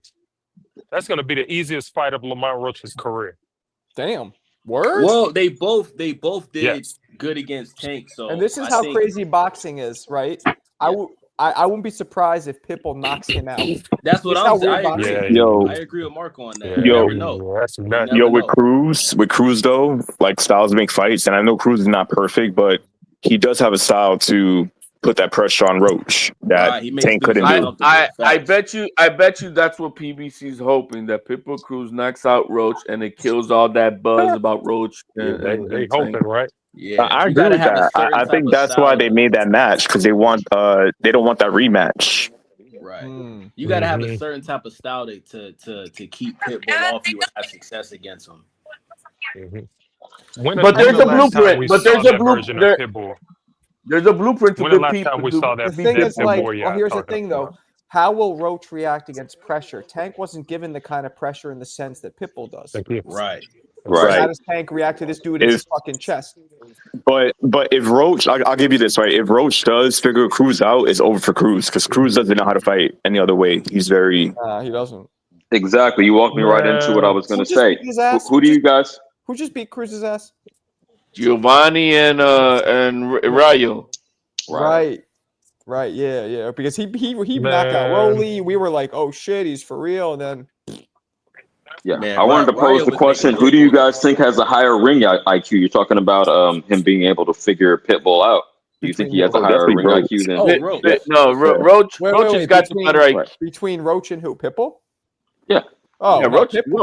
So who'll be able to adjust more? That's why I got Roach. No, he's got the better IQ, but the thing is that the style of fight that Pitbull is just the wrecking ball. He just comes in. And that pressure. Yeah, but it's not hard to figure out. Is my point. It's not hard to decide. Yeah, but you gotta have you gotta have the athletic ability to do what to. You have to have a lot of attributes, but high IQ is not one of them. And for Roach to beat him, he's got to have the athleticism of what Rayo had, and even Giovanni, which was to execute it. Yeah, you can figure it out, but you got to execute. I agree, and I do think he has that athleticism enough. Pitbull has one gear, zero bad feet. Well, literally decent feet, but bad, one gear, and he's small. Ooh. Tiny. Well, he's got 8, but he does have great defense, bro. The way he has his two, that high guard is that high guard is it worked for him, bro. Yeah, then he got a guard with the face, and then he's got a fire hydrant for a head and shit. I mean, he could absorb everything. I'll give him that. He just has. He has a great. Cruz got good defense, but I will say about Cruz, right? When he gets hit, I'm not sure if you guys saw the Rayo shit, but when he gets hit. He's like checked out. He's like, I'm good, guys. I'm gonna go to my wife. I'm good. So Roach fight is December 6th. Yeah, so it was Rayo who whooped his ass after he beat Rolly. Yeah. I mean, is that crazy? We thought Rolly was done. Then he comes back, he beats Ryan, but then Ryan didn't really punch. It turned out he had hand injuries. I mean, it's a big fucking mess. It's all Hold on, is Pitbull and Cruz is that a main event pay-per-view? Yeah. I don't. It shouldn't be. Yeah, it's a PBC main event. I tell you this, a hell of a lot less people are gonna watch that than the. PBC don't give a fuck. Yeah. They're gonna put that shit on, like buy it or not. Yeah, man, that shit should right. Hey, they're gonna be showing these highlights of the fights, both of them against Tank Davis. You know, that's how they're gonna sell it. That's how they're gonna build it. Hell yeah. Yo, they're gonna have highlights of the Tank fight. They're gonna interview Tank before the fight. It's gonna be like a Tank feature. Yeah, right. I just don't understand how PBC is still functional. Like every pay-per-view, they lose money. I mean, it's almost impossible to make money back on pay-per-view. Yeah, they're laundering the last few bucks that they got in, under the table. That remember, pay-per-view is becoming obsolete, slowly but surely. It's been obsolete. As soon as they introduced ESPN Plus, the blueprint, it was a wrap. I think Hey, Then I here think come it's DAZN more Marco, and all but that when other stuff. Prime and Netflix started. if started it's getting- obsolete, how come that Garcia fight is going for 50 bucks? What's up? Who's gonna say something? Sheldon? Hey, Marco, Yeah. did you hear the Fight Hype interview with Benavidez? Benavidez? No. Yeah. What did he say? What did he say? You mentioned He said Crawford. that Al Heyman and Samson Lukowicz told him, "Go ahead and go. We're not going to stand in the way of your opportunity with Turkey Al-Sheikh." Oh. They're closing the doors, fellas. Oh. Yeah, so Okay. they're He also finally said giving that the he blessing. believes. He Basically, also he said that Turkey can give you opportunities that we can't give you right now. Speaking of guys, Man, I'm yes, gonna that's be real. given I'm he's gonna be believing. given my own promo code from DAZN. So they're gonna give me a promo code. So you guys put my shit in, you get a discount. So that's happening real soon. So I'm kind of excited about that. Trying to work my way in. That's Did I what's tell you? up. Did I tell you Great you work, guys bro. this? Great work, bro. They said that Great if work, things bro. go well, Great work. they're going to thank you. They said if things keep going well for me, that we're going to talk about me going there, interviewing fighters for them, that kind of shit. Oh, that's what's up, man. Great That's what's work, up, Jay. bro. Oh yeah. I mean, until it's signed and done, but yeah, that's a great thing to hear. So yeah. So But I told you it would pay off, didn't I? I've been telling you that. You did, and until it happens, I'm a little skeptical, but it definitely is in the right direction for sure. No, Hey, keep I'm- investing, I'm- double down. You're starting to go to more fights. You might be at border wars. Do all that happy. shit. I'm happy for the Jewish man, but Right. they always get the Right. great Hey, you know shot. what I was I'm happy thinking? for your transgender. I love transgender. Hey, you know what I was thinking, Marco? But so he You know what I was thinking, they Marco? sent me a list. Let me say this real quick. They sent me a list of Yeah. fights. They want me to do more of their fights. So they want me to promote the Eubank versus Ben 2, Parker versus Wardley, Boots versus Lima, and David Allen versus Makhtumov. Is Makhtumov Bakram? Mahmudov. All right, let me Mahmudov. let me stop talking shit about Boots because I don't want that to impact. Oh, the and situation. the ring 5, the Benavidez versus Yard 1, the Haney versus Norman. Oh, they want me to do that whole card. Hey, so then You if you're better, talking about you the better Boots get on fight, that Boots Lima. hey, then on starting when is their arrivals? That's and it. shit? Saturday. We should do No, but there's an arrivals, I right? gotta do Boots Lima. Yeah. Right. So you got to do a reaction. You got to have a live panel with reaction of the what you call it, the arrivals, the face off shit, and talk about it throughout each day what they're doing, and including the weigh-ins up to the fight. That would be a good way to push it. That's the Yeah, way. you That's gotta I mean really. that's how the big dogs do it. The showbiz and everything. They all cover each one of those events. And Hey, Marco, I hope you get it, man, because you'd be a better interviewer than Showbiz. Showbiz was kind of making me cringe when he did those the interview with those guys. Was it Haney, Shakur, and them? Thank you. I'll be better than Coppinger too. I'll tell you that. Oh yeah, Coppinger done. Yo, he's hey, lost hey, out there. hey! Oh, my You God. can't hate the guys that they already got on there. You want this man to make it on the damn panel. You gotta slick, underneath, and then once you in there, then you can, No, my thing is this. I'm not. It's competitive. It's competitive banter.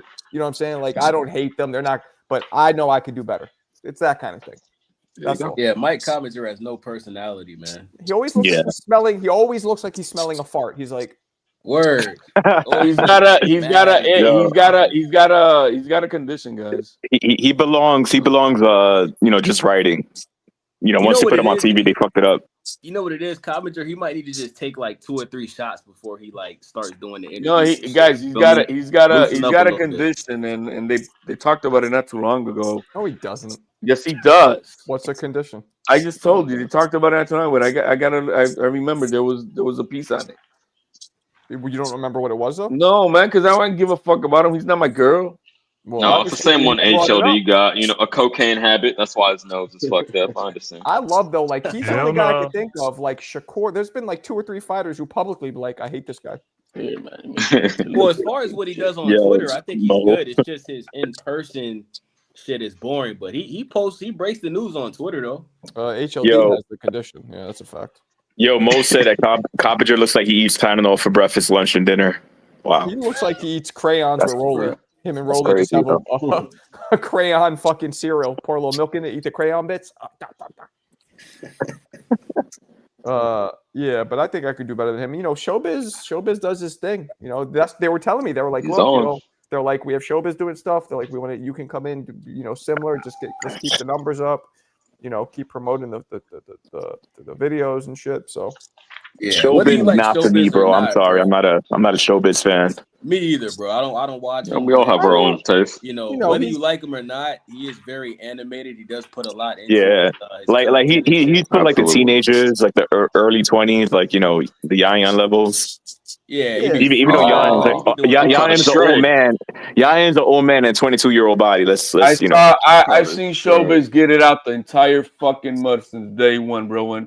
So I've been following him for over fucking 5-6 years now. That nigga's from the suburbs, bro. Stop. My man, in this business that he's been in, he got it out the mud. You making it seem like he's from the trenches. Come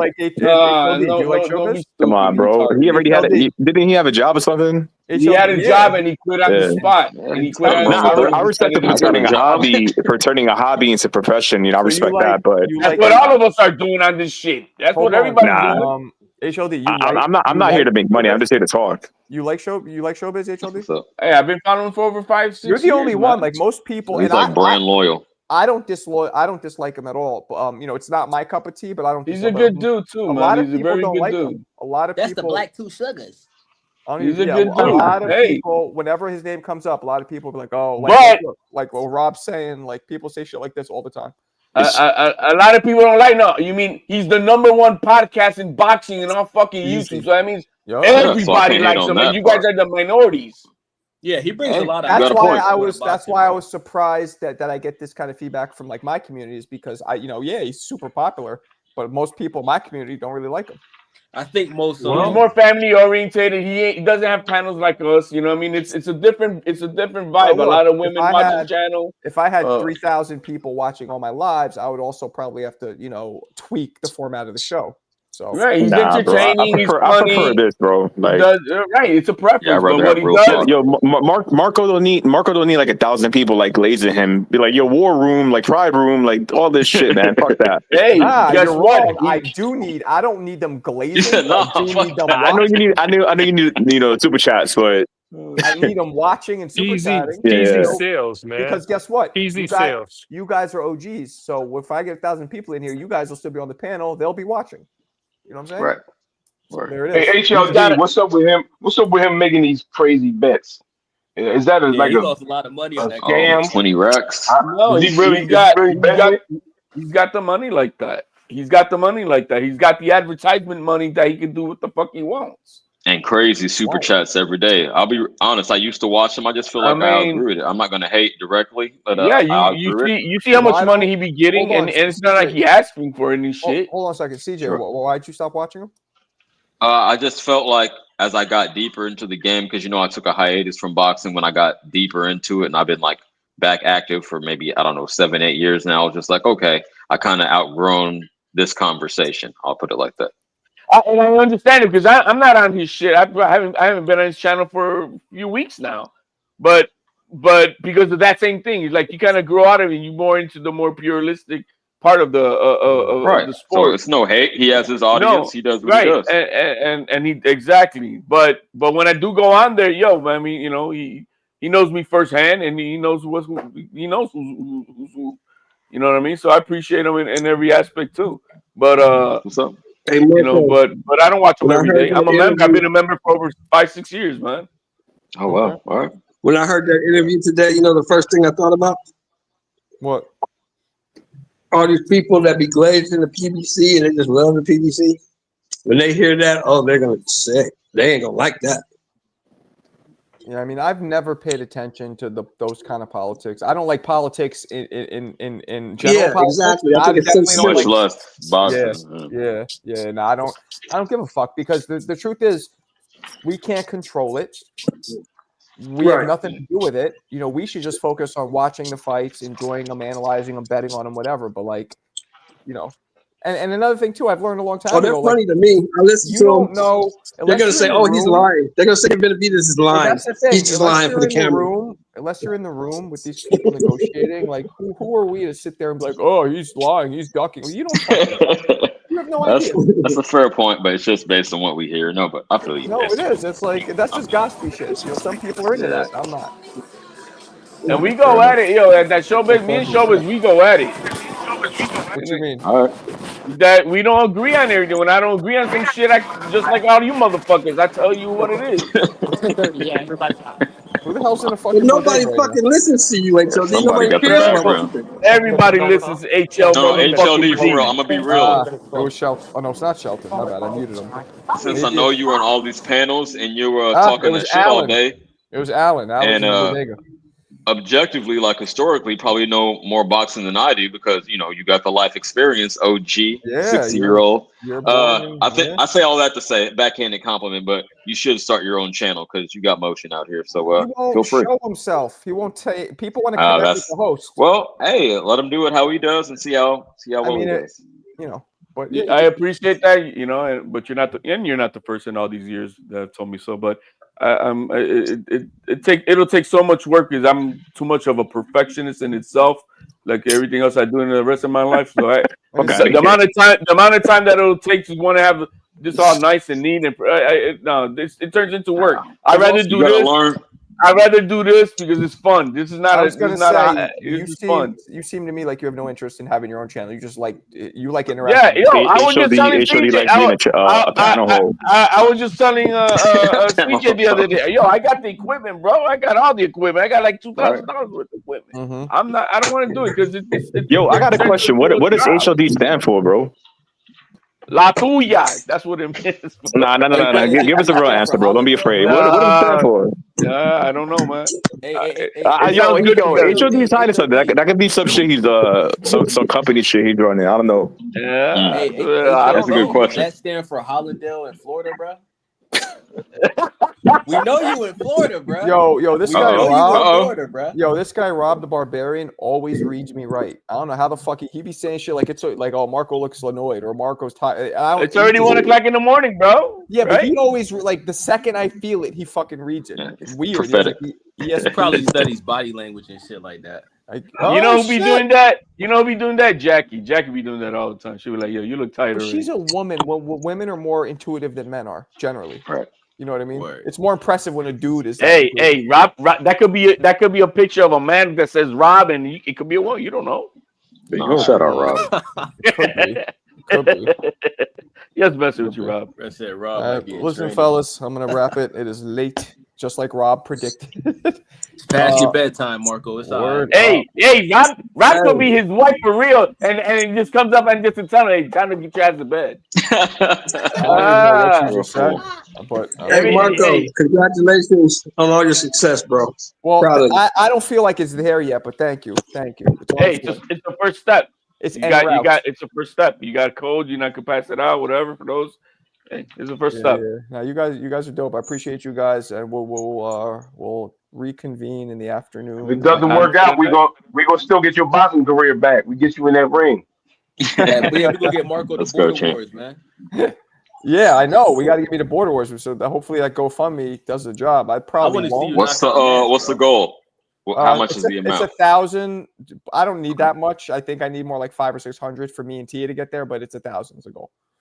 Gotcha. All right, that's reasonable. That's the wifey, Tia. You said? Yeah, Tia. Yeah, it's the wifey. Okay. Tia. Yeah, so me cool and deal. Tia to get there. So we'll see if it happens. I mean, we got about a month, right? So, all right, guys. I'll catch you tomorrow.